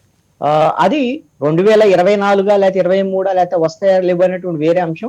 ఇప్పుడు ఉండేటువంటి పరిస్థితులన్నీ కూడా దానికి అనుగుణంగానే ఉన్నాయి. అయితే జగన్మోహన్ రెడ్డి గారు ఇప్పటికే వాళ్ళ పార్టీకి సంబంధించినటువంటి ఎమ్మెల్యేలకు సంబంధించినటువంటి విషయం మీద ఒక సర్వే, కీలకమైనటువంటి సర్వే చేయించుకున్నారు. ఆ సర్వేలో వచ్చినటువంటి అంశాలు ఏమిటంటే అదే విధంగా కొన్ని సంస్థలు కూడా ఈ ప్రస్తుతం ఉన్నటువంటి మూడ్ ఆఫ్ ద ఏపీ అనేటువంటి అంశం మీద కొన్ని మిగతా సంస్థలు కూడా సర్వే చేసేయండి. ఆ సర్వేలో తేలినటువంటి అంశాలు ఏమిటంటే నాకున్నటువంటి ఇన్ఫర్మేషన్ మేరకు రాష్ట్ర ప్రభుత్వంలో ఉండేటువంటి మంత్రుల్లో ఒక 10 మంది మంత్రులు ఓటమి దిశలో పయనిస్తున్నారు. అదే విధంగా ఒక 46 మంది ఎమ్మెల్యేలు ఓటమి దిశగా పయనించేటువంటి పరిస్థితులు ఉన్నాయి. అంటే ఒక 56 మంది ఇప్పుడున్నటువంటి ఎమ్మెల్యేలు మంత్రులు కలిపితే మొత్తం ఓడిపోయేటువంటి పరిస్థితి ఉంది. మిగతా ఒక 28 నుంచి 30 మంది ఎమ్మెల్యేలు వైఎస్ఆర్ కాంగ్రెస్ పార్టీకి సంబంధించినటువంటి వాళ్ళు నియోజకవర్గంలో ప్రజలకు దూరంగా ఉన్నారు అనేటువంటి అంశం అనేటువంటిది వాళ్ళ యొక్క సర్వేల్లో తేలినటువంటి అంశం. దీన్ని బట్టి వాళ్ళు పగడ్బందీ వ్యూహంతో జగన్మోహన్ రెడ్డి గారు ముందుకెళ్తున్నారు. అవసరం అనుకుంటే ఒకవేళ అంటే 50% వరకు, అంటే 40 to 45% వరకు ఉన్నటువంటి సిట్టింగ్ ఎమ్మెల్యేలని కొంతమంది మంత్రులను కూడా మార్చి గెలుపు గుర్రాలకు సీట్లు ఇచ్చేటువంటి విధంగా, ఆ విధంగా పగడ్బందీ వ్యూహంతో కొంత డైనమిక్ డెసిషన్స్ తో కూడా ముందుకెళ్లేటువంటి ప్రణాళికలు అయితే రూపొందించుకుంటున్నారు. రాజకీయాల్లో ఇది తప్పేం కాదు, ఆ విధంగా గెలవటం అనేటువంటిది వాళ్ళకు ముఖ్యం కాబట్టి ఆ విధమైనటువంటి ప్రయత్నాల్లో ఉన్నారు. అదే విధంగా ఈ విధమైనటువంటి పగడ్బందీ వ్యూహంతో ఉన్నారు. నిజంగా వాళ్ళ కాన్ఫిడెన్స్ కూడా ఉంది, ఎందుకంటే స్థానిక సంస్థల ఎన్నికల్లో వాళ్ళు చెప్పినట్టుగా 85% వాళ్ళు గెలవకపోవచ్చు, కానీ ప్రజలైతే వైఎస్ఆర్ కాంగ్రెస్ పార్టీకి మద్దతు ఇచ్చారు. దాంట్లో ఎటువంటి సందేహం లేదు, దాన్ని అంగీకరించి కూడా తీరాల్సిందే. అదే విధంగా తెలుగుదేశం పార్టీ, ప్రధానంగా ఉండేటువంటి తెలుగుదేశం పార్టీ స్థానిక సంస్థల ఎన్నికల సమయంలో కొన్ని ఎన్నికల్లో ఏదైతే వాళ్ళ నియోజకవర్గ సంబంధించినటువంటి నాయకులు చేతులెత్తేటువంటి అంటే కింది స్థాయి క్యాడర్ యాక్టివ్ గా ఉంది, ఆ అధినాయకత్వం కూడా యాక్టివ్ గా ఉంది, మధ్యలో లింక్ మిస్ అయిపోయింది తెలుగుదేశం పార్టీ. దాంట్లో వాళ్ళ కొంత నిస్సత్వం అనేటువంటిది ఆ స్థానిక సంస్థల ఎన్నికల సందర్భంగా కనపడింది. అయితే ఇది కొంచెం దాన్ని పెంచుకునేటువంటి ప్రయత్నం అయితే తెలుగుదేశం పార్టీ ఇప్పుడిప్పుడుగా కొంత చేస్తుంది. అయితే ఇక్కడ వైఎస్ఆర్ కాంగ్రెస్ పార్టీకి ఏమిటి అంటే స్థానిక సంస్థలో మనకింత ఇది వచ్చింది, మనం డబ్బులు అంతా కూడా మనము డైరెక్ట్ గా వేస్తున్నాం కాబట్టి మనకు తిరుగులేదనేటువంటి ఒక ఆ విధమైనటువంటి ధోరణిలోనే ఇందాక శివశంకర్ గారు కూడా చెప్పారు. కానీ అంత పరిస్థితి అయితే లేదు. ఉండంగా ఇప్పుడైతే కొంత అసంతృప్తి, వ్యతిరేకత అయితే ప్రారంభమైంది, అది వాళ్ళకు కూడా అర్థమవుతుంది. కాబట్టి దాన్ని సెట్ చేసుకునేటువంటి ప్రయత్నంలో రాజకీయంగా ఉన్నారు. తెలుగుదేశం పార్టీ వైపు నుంచి ప్రజలకు సంబంధించినటువంటి ఎజెండాల మీద వాళ్ళు పనిచేసేటువంటి దాంట్లో ఇప్పటికీ యాక్టివ్ కాలేదనేటువంటిది నా యొక్క అబ్జర్వేషన్. ఏమిటి అని అంటే వైఎస్ఆర్ కాంగ్రెస్ పార్టీ మీద ప్రభుత్వం మీద ఉండేటువంటి అసంతృప్తి, వ్యతిరేకత తమకు అనుకూలంగా మారతాయి అనేటువంటి దాని మీద ఈ రోజున తెలుగుదేశం పార్టీ ఎదురు చూస్తూ ఉన్నట్టుగా ఉంది. కానీ దాన్ని ఈ విధమైనటువంటి అసంతృప్తిని, వ్యతిరేకతని తనకు అనుకూలంగా మార్చుకునేటువంటి దాంట్లో, ప్రజల్లోకి వేగంగా వెళ్ళేటువంటి దాంట్లో తెలుగుదేశం పార్టీ ఇప్పటికీ కూడా వెనకబడే ఉంది అని నేను అనుకుంటున్నాను. ముందు ముందు ఆ విధమైనటువంటి ప్రయత్నాలు కొంచెం వేగంగా ప్రయాణం చేయడానికి కావాల్సినటువంటిది ఈ మధ్య కాలంలో ఒక వారం రోజుల నుంచి చూస్తే చంద్రబాబు నాయుడు గారు కొన్ని రివ్యూలు చేయడం, అట్లా హడావుడి చేసి కొన్ని నియోజకవర్గాల వారికి చేస్తున్నారు. అది ఎంతమేరకు సఫలీకృతం అవుతుంది అనేది చూడాలి. అదేవిధంగా జనసేన పార్టీకి సంబంధించి మీరు చాలా స్పష్టంగా నిజాయితీగా చెప్పారండి. నా యొక్క అభిప్రాయం కూడా ఏంటంటే, ఇందాక మన కిరణ్ రాయల్ గారు మీరు అన్నట్లు క్రౌడ్ పుల్లర్ అయితే అవ్వచ్చేమో, ప్రజలందరూ కూడా ఒకవేళ ప్రత్యామ్నాయంగా పవన్ కళ్యాణ్ గారి వైపు చూద్దామని కూడా ప్రజలు కూడా ఆలోచించవచ్చేమో. అసలు ఆ విధమైనటువంటి ప్రజల కోరికని, ఆకాంక్షను తీర్చే దానికోసం అసలు పవన్ కళ్యాణ్ గారు సిద్ధంగా ఉన్నారా లేదా, ఇది చాలా అనుమానం కలిగించేటువంటి అంశం అండి. నేను ఎందుకు ఈ మాట చెప్తున్నానంటే, ప్రజలందరూ ప్రత్యామ్నాయం అంటే ఈ రెండు పార్టీలు కాదు, ఇంకేదన్నా పవన్ కళ్యాణ్ గారు లాంటి వాళ్ళు, ఆయన అన్నట్లు వైట్ పేపరే కాదంటున్నారు, ఆయన మీద ఏం ఆరోపణలు లేవు, ప్రజల తరఫున పనిచేస్తారనేటువంటిది కూడా ఉంది. కానీ వైఎస్ఆర్ కాంగ్రెస్ పార్టీకి సంబంధించిన నాయకులు శివశంకర్ గారు, ఆయన విమర్శ రూపంలో ఆయనని ఏదైనా అనండి, పార్ట్ టైం పాలిటిక్స్ అనేటువంటి దాన్ని ప్రజలు అంగీకరించరండి. ఇప్పటికైనా సరే, ఇప్పుడు ఎన్నికలు సమీపించబోతున్నాయి, ఒక ఏడాదిన్నర ఉన్నాయి. పవన్ కళ్యాణ్ గారు మరి ఇప్పుడు రంగంలోకి దిగితే మరి కంటిన్యూస్ గా ప్రజల్లో ఉంటారా, ఉండి ప్రజలు ఆ విధమైనటువంటి ప్రజల ఆకాంక్షలకు అనుగుణంగా పనిచేస్తే కన్నా ఖచ్చితంగా పవన్ కళ్యాణ్ గారి ప్రభావం ఖచ్చితంగా ఉంటది. ఆ విధమైన ఈ విధమైన క్రౌడ్ పుల్లర్ అంటే జనాన్ని ఏదైతే సమీకరిస్తున్నారో సభలకి ఓటుగా కూడా మార్చుకునేటువంటి అవకాశాలు అయితే ఉన్నాయి. అయితే ఇక బీజేపీ వైపు మనం మాట్లాడుకుందాం. ఎందుకోసం అంటే వాళ్ళు కేంద్రంలో అధికారంలో ఉన్నారు కాబట్టి, ఆంధ్రప్రదేశ్ లో కూడా పవన్ కళ్యాణ్ గారు జనసేన వంటి పార్టీకి, ఒక ప్రభావితమైనటువంటి పార్టీకి తోక పార్టీగా ఉన్నారు కాబట్టి వాళ్ళ గురించి మనం మాట్లాడుకోవచ్చు, అభ్యంతరం ఏం లేదు. కానీ వాళ్ళు కూడా ఈ రాష్ట్రంలో వాళ్ళు 0 నుంచి ఎక్కడికైనా ఎదగలరండి. వాళ్ళకి ఆ శక్తి సామర్థ్యాలు ఉన్నాయి, వాళ్ళకి ఆ టెక్నిక్స్ కూడా ఉన్నాయి. కొన్ని రాష్ట్రాల్లో, త్రిపురలో కొన్ని రాష్ట్రాల్లో ఇలాంటి వాళ్ళ ప్రయోగాలు చాలా చేసి సక్సెస్ అయ్యారు. అలాంటి టాక్టిక్స్ ఉన్నాయి. అందుకని నేనే వాళ్ళని తక్కువ అంచనా ఇట్లా. నేనేం చెప్తానంటే, బీజేపీ గిన ఆంధ్రప్రదేశ్ లో మీరు సక్సెస్ అవ్వాలి అని అంటే, మీరు ఏ జిమ్మిక్కులు చేసినా సాధ్యమైనటువంటి పని కాదు. 7.5 సంవత్సరాలుగా మీరు రాష్ట్రానికి ఇవ్వాల్సినటువంటి హక్కుగా రావాల్సినటువంటి వాటిని ఏమి ఇవ్వలేదు అనేటువంటి దాని మీద ప్రజల్లో వ్యతిరేకత ఉంది.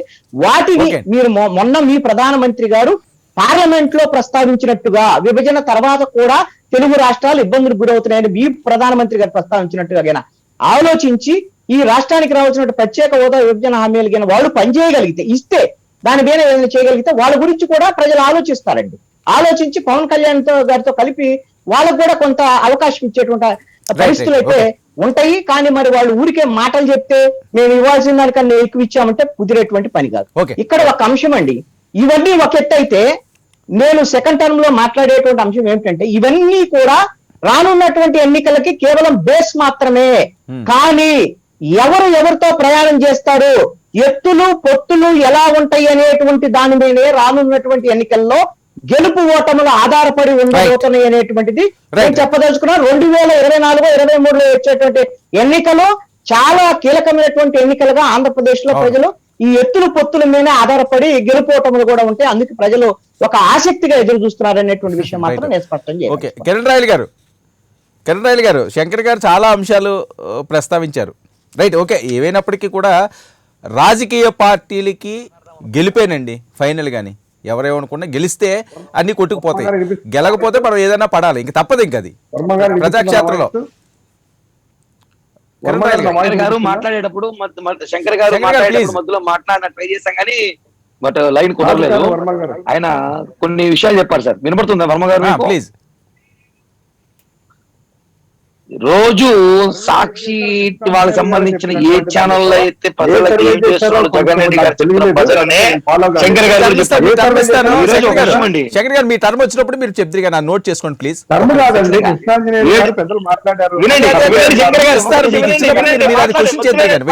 కాదు, వినండి. 7 లక్షల కోట్ల రూపాయలు ఈ రోజు అప్పులు తెచ్చి పథకాలు ఇవ్వడం అంటే జగన్మోహన్ రెడ్డి గారు కాదు, అక్కడ కూర్చున్న శంకర్ గారు ఇవ్వగలరు, అక్కడ జ్యోత్స్నా గారు ఇవ్వగలరు, నేను కూడా ఇవ్వగలను. డబ్బులు అప్పులు తెచ్చి పథకాలు ఇవ్వడం గొప్పతనం కాదు, ఉన్న దాంట్లో రాష్ట్ర అభివృద్ధి ఎలా ఉందో చూసి ఇవ్వాలి. రెండో విషయానికి వస్తాము. 10 మందిని దోచి 10 మందిని కొట్టి ఒకరికి పథకం ఇస్తున్నాడు జగన్ రెడ్డి గారు. ఒకరి దగ్గర తెచ్చి 10 మందికి ఇవ్వట్లయినా 10 మంది కడుపు కొట్టి 10 మందిని మోసం చేసి ఈరోజు 10 కుటుంబాలు నాశనం అయ్యి ఇక్కడ పెరుగుతున్న రేట్లు కానివ్వండి, ఇసుక శాండ్ ల్యాండ్ ప్రతి ఒక్కటి 10 మంది డబ్బులు తీసుకెళ్లి ఒకరే పెడుతున్నారు. దీని అభివృద్ధి ఏ రాష్ట్రంలో అంటారో తెలియదు. ఇంకా క్రౌడ్ పూలర్ విషయానికి వద్దామా, ఆయన క్రౌడ్ పూలర్ గురించి మాట్లాడతారు హాస్యాస్పదంగా. అందుకే ఆలీ గారు తీసుకెళ్లి పార్టీలు పదవి ఇచ్చారు, వాక్స్ బోర్డ్ చైర్మన్ గా. ఆలీ గారికి జనం వస్తున్నారు, జగన్ రెడ్డి రావట్లేదు అని చెప్పి ఏదైనా తీసుకెళ్లి పదవి ఇచ్చినారేమో అనుమానంగా ఉంది. ఈ రోజు జగన్ రెడ్డి క్రౌడ్ పూలర్ ఉన్నారు లేదు గుర్తుపెట్టుకోండి. ఇదే తిరుపతిలో కానీ చిత్తూరు జిల్లాలో గతంలో మీటింగ్ జరిగితే ఇక్కడ ఉన్న డ్వాక్రా మహిళలకి, పార్టీ కార్పొరేటర్లకి, మేయర్లకి వార్నింగ్ ఇచ్చారంట. ఒక్క మహిళ కూడా రాకపోతే, డ్వాక్రా సంఘాల్లో ఉన్న మహిళలు లేకపోతే ఇచ్చిన పథకాలు తీసేస్తాం, రేషన్ కార్డులు తీసేస్తాం, ఆధార్ కార్డులు తీసేస్తాం. బెదిరించి జనం దోల్చుకున్న మీరు, ప్రేమతో జనం వచ్చేవాళ్ళు మేము. మీరు క్రౌడ్ పుల్లింగ్ గురించి మాట్లాడతారు. అలీ గారు తీసుకెళ్లి పదవి ఇచ్చుకున్నారంటే క్రౌడ్ పుల్లింగ్ కోసమా? రేపటి నుంచి జగన్మోహన్ రెడ్డి పక్కన అలీ కూర్చోబెట్టుకుంటారేమో, క్రౌడ్ పుల్లింగ్ వస్తారేమో అలీ గారు చూసినేసి. ఇంకంటారా? ఈ రోజు శంకర్ గారు మాట్లాడుతున్న విషయాల్లో మన క్లారిటీగా తెలుస్తుంది ఏ విధంగా మా నాయకుని చూసి భయపడుతున్నారో. క్లారిటీ పూర్తిగా వాళ్ళ టార్గెట్ అంటే ఎక్కడక్కడ వేరే పార్టీలు కాదు, టార్గెట్ టు పవన్ కళ్యాణ్ గారు, జనసేన టార్గెట్. వాస్తవం తెలిసిపోతా ఉంది. ఈరోజు జనాల్లోకి పవన్ కళ్యాణ్ గారు రమ్మంటారు. వినండి వినండి శంకర్ గారు వినండి, మళ్ళీ మన ఇద్దరు మాట్లాడుకుందాం కావాలంటే. అంతే రెడీ, ఫస్ట్ నేను మాట్లాడినాక తర్వాత మీరు చెప్పండి. ఈరోజు జనంలోకి పవన్ కళ్యాణ్ గారు రావాలంటారు కదా సార్. వర్మ గారు ఒక విషయం మనం మాట్లాడదాం. ప్లీజ్. పవన్ కళ్యాణ్ గారు కూడా చాలా సార్లు మాకు చెప్పిన సందర్భాలు ఉన్నాయి. నన్ను జనంలోకి వెళ్ళనివ్వండి, ప్రతి ఇంటికి వెళ్ళాలి నేను, ప్రతి సమస్య తెలుసుకోవాలి నేను, ప్రతి చోట తిరగాలని ఉంది. ఈ రోజు ఉన్న పరిస్థితుల్లో పవన్ కళ్యాణ్ రోడ్డుపైకి వచ్చే గారు ఎలా వస్తే ఎలాంటి పరిస్థితులు మీ అందరికీ తెలుసు. ఆయన అడుక్కుంటున్నారు మమ్మల్ని, ఎవరైనా అయినా మమ్మల్ని జనంలోకి పంపండి రాని, జనం ప్రతి ఇంటికి వెళ్ళాలి, ప్రతి ఇంటి సమస్య తెలుసుకోవాలి, నేను రాష్ట్రంలో ఉన్న సమస్యలు నేను ప్రభుత్వాన్ని అడగాలని చెప్పి పవన్ కళ్యాణ్ ప్రయత్నిస్తుంటే మా జనసేన కార్యకర్తలు కూడా కొంతమంది అభిమానులు విపరీతంగా ఎలా వస్తారో తెలుసు. ఈ రోజు ఈ ప్రభుత్వం కూడా మాకు సహకరిస్తుందో తెలియదు కానీ, పోలీస్ కానీ సహకరిస్తుందో తెలియదు కానీ, వాస్తవంగా పవన్ కళ్యాణ్ గారి మధ్యలో అయితే ప్రతి గడపకి వెళ్ళాలి, ప్రతి నియోజకవర్గం వెళ్ళాలి, ప్రతి వార్డుకి వెళ్ళాలి, ప్రతి సమస్య తెలుసుకోవాలి, వాళ్ళ సమస్య మీద పోరాడడానికి పవన్ కళ్యాణ్ గారు సిద్ధంగా ఉన్నారు. కానీ ఇప్పుడున్న పరిస్థితులు కుదరకపోవచ్చు, కానీ భవిష్యత్తులో ఖచ్చితంగా ప్రతి ఇంటికి వెళ్తారు, ప్రతి గడప తొక్కుతారు, ప్రతి నియోజకవర్గం తిరుగుతారు పవన్ కళ్యాణ్ గారు. ఈ విషయం తెలుసుకోవాల్సిందిగా వైసీపీ చెప్తున్నాం మేము.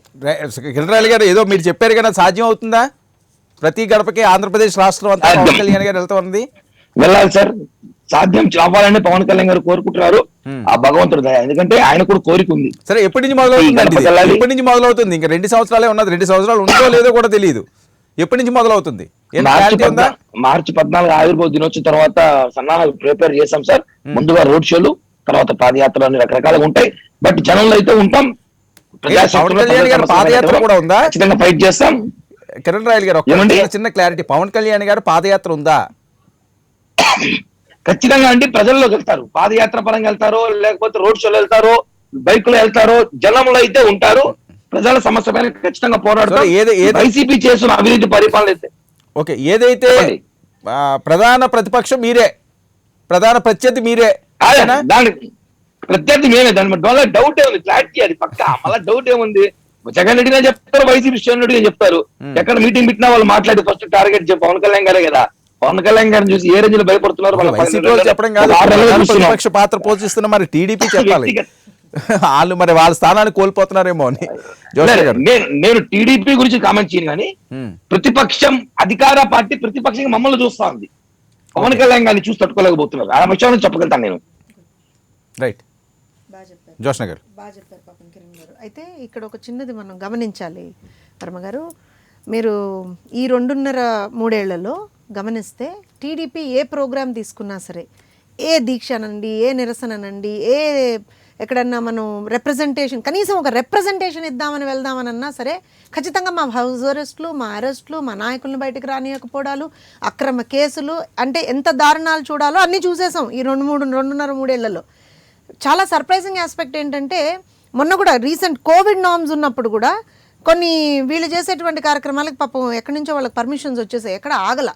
సో అది ఆ నెక్సెస్ ఏంటో నాకు తెలియదు. అందుకనే వాళ్ళు పాపం మేమే ప్రధాన ప్రతిపక్షం అని చెప్పుకుంటున్నారు. లెట్ ఇట్, వాళ్ళు అలా చెప్పుకుంటే మాకు అభ్యంతరం లేదు, ఏమన్నా చెప్పుకోండి అంటాం. మేము మా పని మేము చేసుకుంటాం. పర్మిషన్లు వస్తున్నాయా? ఎందుకు మొన్న మొన్న మొన్న చూడలేదా మనం లాస్ట్ టైం భలే ఉన్నారు మీరు ఏంటి ఆ మీరు రెండు- మీరు కాదు, జర్నలిస్ట్ కాదు. అయ్యుండి కాదు అని అంటే నేనేమన్నా చెప్పండి కాదండి ఇప్పుడు అంత పెద్ద కాదు, ఇప్పుడు మళ్ళీ ఆయిల్ద్దరికి ఏదో పొత్తే కదులుతున్నా నాకు తెలియదు అండ్ ఐఎమ్ లీస్ట్ బాదర్డ్ నేను let me put it very clearly నాకు Okay. తెలియదు ఆ నెక్సెస్ గురించి ఐఎమ్ లీస్ట్ బాదర్డ్ నేను ఒకటే అంటున్నా ఇందాక నేను బికాజ్ నేను మళ్ళీ చెప్తున్నా నాకు ఇవాల్టి రోజున ఎవరైతే ప్రజా వ్యతిరేక విధానాలను అవలంబిస్తున్నారో వాళ్ళే మా ప్రథమ శత్రువు వాళ్ళతోటే మా పోరాటం ఇవాళ రోజున ఆ స్థానంలో ఉన్నది వైఎస్ఆర్సీపీ ఖచ్చితంగా వైఎస్ఆర్సీపీతో మా పోరాటం ఏమైనా సరే మా పోరాటం వైఎస్ఆర్సీపీ తోటే ఉంటుంది ఇవాళ ఇందాక శంకర్ గారు మాట్లాడుతూ మేము 90% మా హామీల్ని మేము ఇచ్చినటువంటి మేనిఫెస్టోలో ఇచ్చినటువంటి వాటిని మేము పూర్తి చేశామన్నారు అయ్యా సిపిఎస్ రద్దు ఏమైంది సంపూర్ణ మద్య నిషేధం ఏమైంది కాంట్రాక్ట్ ఎంప్లాయీస్ని పర్మనెంట్ చేస్తానన్న మాట ఏమైంది ఇవన్నీ ఎక్కడ పోయినాయి సార్ ఇది జస్ట్ నేను మర్చిపో 3 తీసా మీకు ఇలా కనుక మనం తీసుకుంటే వాళ్ళు ప్రామిస్ చేసింది ఇఫ్ ఐఎమ్ నాట్ రాంగ్ 2.5 లక్షలు 2,30,000 గవర్నమెంట్ జాబ్స్ ఇస్తామని ప్రామిస్ చేశారండి వాళ్ళు అధికారంలోకి వచ్చిన తర్వాత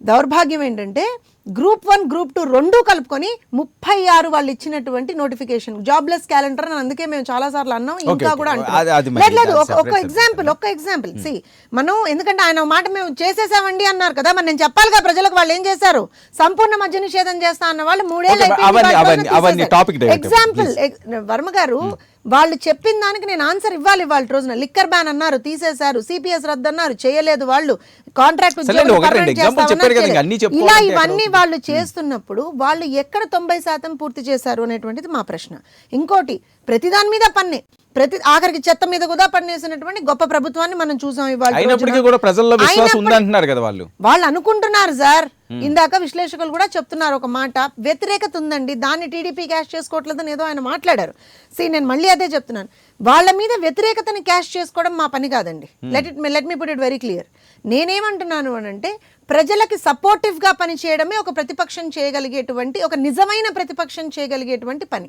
దాన్ని తూచా తప్పకుండా చేస్తున్నటువంటి పార్టీ టీడీపీ వాళ్ళ రోజున మీరు ఎన్ని తప్పులు చేస్తారో ప్రతి తప్పును ఎండగడుతూ ప్రజల పక్షాన నిలబడి వాళ్ళ పక్షాన పోరాడుతూనే ఉంటాం ఇది వైఎస్ఆర్సీపీ వాళ్ళకి నేను చాలా క్లియర్ గా చెప్తున్నాను మీరు మమ్మల్ని ఎన్ని మాటలు అన్నానండి ఎన్ని అక్రమ కేసులన్నీ బనాయించుకోండి ఎంతమంది మా నాయకుల్ని మా కార్యకర్తల్ని మీరు జైల్లో వేయండి ఎంతో మంది ఇవాళకి 36 మంది కార్యకర్తల్ని వాళ్ళు ఎక్కడికక్కడ చంపినటువంటి దాఖలాలు కూడా విత్ ప్రూఫ్స్ మేము చూపిస్తాం అయినా సరే టీడీపీ ఎక్కడా కూడా వెనక్కి తగ్గలేదు టీడీపీ ఎక్కడా కూడా ప్రజాక్షేత్రంలో ప్రజల కోసం పనిచేయడం మానలేదు మా అధినాయకుడు కూడా ఎక్కడా కూడా వెనక్కి తగ్గకుండా మీరు ప్రజల పక్షానే నిలబడాలి అని చెప్పేటి మాకు క్లియర్ ఇన్స్ట్రక్షన్స్ ఉన్నాయి ఇవాళ రోజున ఇంత అంటే నిజంగా ఒక్కొక్కసారి ఆలోచిస్తే అటు జనసేన కానివ్వండి బీజేపీ కానివ్వండి చాలా మాట్లాడుతున్నారు నాకు ఒక్కొక్కసారి చాలా గొంతు చించుకొని ఏమి అడగాలనిపిస్తుందంటే అయ్యా అంటే మేము ఆ రోజున కేంద్రం రాష్ట్రానికి ఇవ్వాల్సింది ఇవ్వట్లేదు కాబట్టి మేము కేంద్రంతో ఉన్నటువంటి పొత్తును కూడా మేము ఆ రోజున అధికారంలో ఉన్నా సరే వదిలేసుకొని బయటకు వచ్చి మీరు రాష్ట్రానికి అన్యాయం చేస్తున్నారు కాబట్టి అని చెప్పి మేము గట్టిగా కేంద్రాన్ని కూడా ఆ రోజున ప్రశ్నించాం కదా ఇవాళ రోజున కేంద్రంలో బీజేపీ ప్రభుత్వమే ఉంది ఆ ప్రభుత్వంతో జనసేన ఇవాళ రోజున పొత్తులో ఉంది రాష్ట్రంలో వైఎస్ఆర్సీపీ ప్రభుత్వం ఉంది అయినా సరే ఈ రెండు పార్టీలు ఇద్దరు వైఎస్ఆర్సీపీ కానివ్వండి అటు జనసేన కానివ్వండి అటు మిత్రపక్షం కానివ్వండి లేదా ఇక్కడ వేరే దాన్ని ఏం ప్రతిపక్షం అంటారో ఏమంటారో కానివ్వండి కనీసం వాళ్ళు కేంద్రాన్ని ఎందుకు గట్టిగా ప్రశ్నించలేకపోతున్నారు అడగలేకపోతున్నారు నిలదీయలేకపోతున్నారు అనేటువంటిది మా ప్రశ్న why what is the nexus నేను ఆ నెక్సెస్ అనే పదం ఎందుకు వాడుతున్నానంటే మాకు ఆ రోజున కేంద్రంతో మేము పొత్తులో ఉండి కూడా కేంద్రంలో అధికారంలో ఉన్నటువంటి పార్టీతో మేము పొత్తులో ఉండి కూడా రాష్ట్ర ప్రయోజనాల కోసం మేము బయటకు వచ్చేస్తే ఆ రోజున మా మీద అనరాని మాటలు అన్నారు మా మీద అనరాని అభండాలు వేశారు వేయకూడని అభండాలు వేశారు అయినా సరే ఇవాళ రోజున రాష్ట్రానికి సంబంధించినటువంటి నిధుల విషయంలో మీ దగ్గర ఒక మాట లేదు వెళ్తారు వాళ్ళ కేసుల గురించి మాట్లాడుకుంటారు లేదా పార్లమెంట్ లో రాష్ట్ర పరువును దిగజారుస్తూ ఎక్కడికక్కడ అయ్యా బాబు అని దేహి అని చెప్పి మాట్లాడుతున్నారు కానీ అక్కడ ఎక్కడ కూడా మీరు గమనించండి వర్మ గారు ఉన్నటువంటి 3 ఎంపీలైనా సరే మా వాళ్ళు ఖచ్చితంగా గట్టిగా అడగలుగుతున్నారు కానీ అంతమందిని పెట్టుకొని 20 పైచులకు పెట్టుకొని ఇవాళ వరకు ఎక్కడైనా గట్టిగా అడిగినటువంటి దాఖలాలు ఉన్నాయండి they are not even questioning the central government మీరేంటి సార్ రాష్ట్రానికి చేసేది నాకు అర్థం కాదు తిరుపతిరావు గారు వర్మ గారు ఇక్కడ భారతీయ జనతా పార్టీ వరకు తీసుకుంటే నేను ముందే చెప్పాను మేము కేంద్రంలో అధికారంలో ఉంటూ ఈ దేశంలో 17 రాష్ట్రాల్లో అధికారంలో ఉంటూ ప్రపంచంలోనే అతిపెద్ద ప్రజాస్వామిక పార్టీ భారతీయ జనతా పార్టీ మా దృక్కోణం వేరు మా ఆలోచన విధానం వేరు మాకు ఎన్నికలప్పుడు ఒకటి, లేకపోతే ఎన్నికల తర్వాత ఒకటి, ఎన్నికల ముందు ఒకటి అనుకుంటే అనేది ఆలోచన ఎప్పుడు ఉండదు. ఎప్పుడు దేశం కోసం. మా స్లోగన్ కూడా మీకు 10 సార్లు చెప్తున్నా, మేము పార్టీ ఫస్ట్ అనవండి, nation first, party next, self last అంటాం. మా స్లోగన్ అది. పార్టీకి కూడా మేము మొదటి ప్రాధాన్యత ఇవ్వట్లా, నేషన్ ఫస్ట్, దేశమే మొదటిది మాకు. ఇటువంటి ఆలోచనతో మేము వెళ్ళేటప్పుడు ఎస్, ఈ రాష్ట్రంలో కృష్ణాంజనేయులు గారు వస్తారే అన్నారు నోటాతో పోటీ పడినట్టు. ఎస్, మేము పోటీ పడిన మాట వాస్తవమే, కానీ అంతకు ముందు వారికి తెలియదేం కాదు. తర్వాత వారు కూడా చెప్పారు. నేను ఇప్పుడు వారి గురించి తప్పుగా ఏమీ నేను అర్థం చేసుకున్నప్పటికీ కూడా ఇవాళ అయితే ఇప్పుడైతే నాకు అభిప్రాయం లేదు. 1998లోనే మేము 18% ఓట్లు ఈ రాష్ట్రంలో సాధించినటువంటి వ్యక్తులం. 1998లో.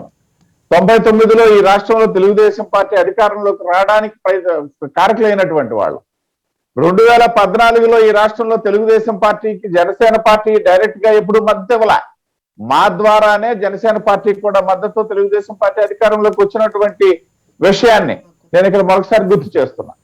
మేము ఏది చేసినా సరే జాతీయ దృక్కోణంతోనే చేస్తాము. జాతీయ పార్టీగా మా బాధ్యత అది.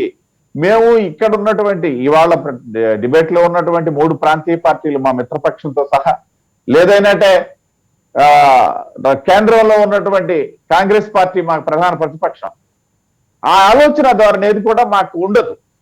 మా ఆలోచన ధోరణి వేరు, మా విధానం వేరు. ఆ విధానం ఈ దేశ ప్రజలు మమ్మల్ని ఆదరిస్తున్నారు. గతం ఘనమే, భవిష్యత్ ఏంటి ఆంధ్రప్రదేశ్లో? వర్మ గారు ఒక్క 2 minutes నేను టైం తీసుకుంటాను. నేను అదే చెప్తున్నా.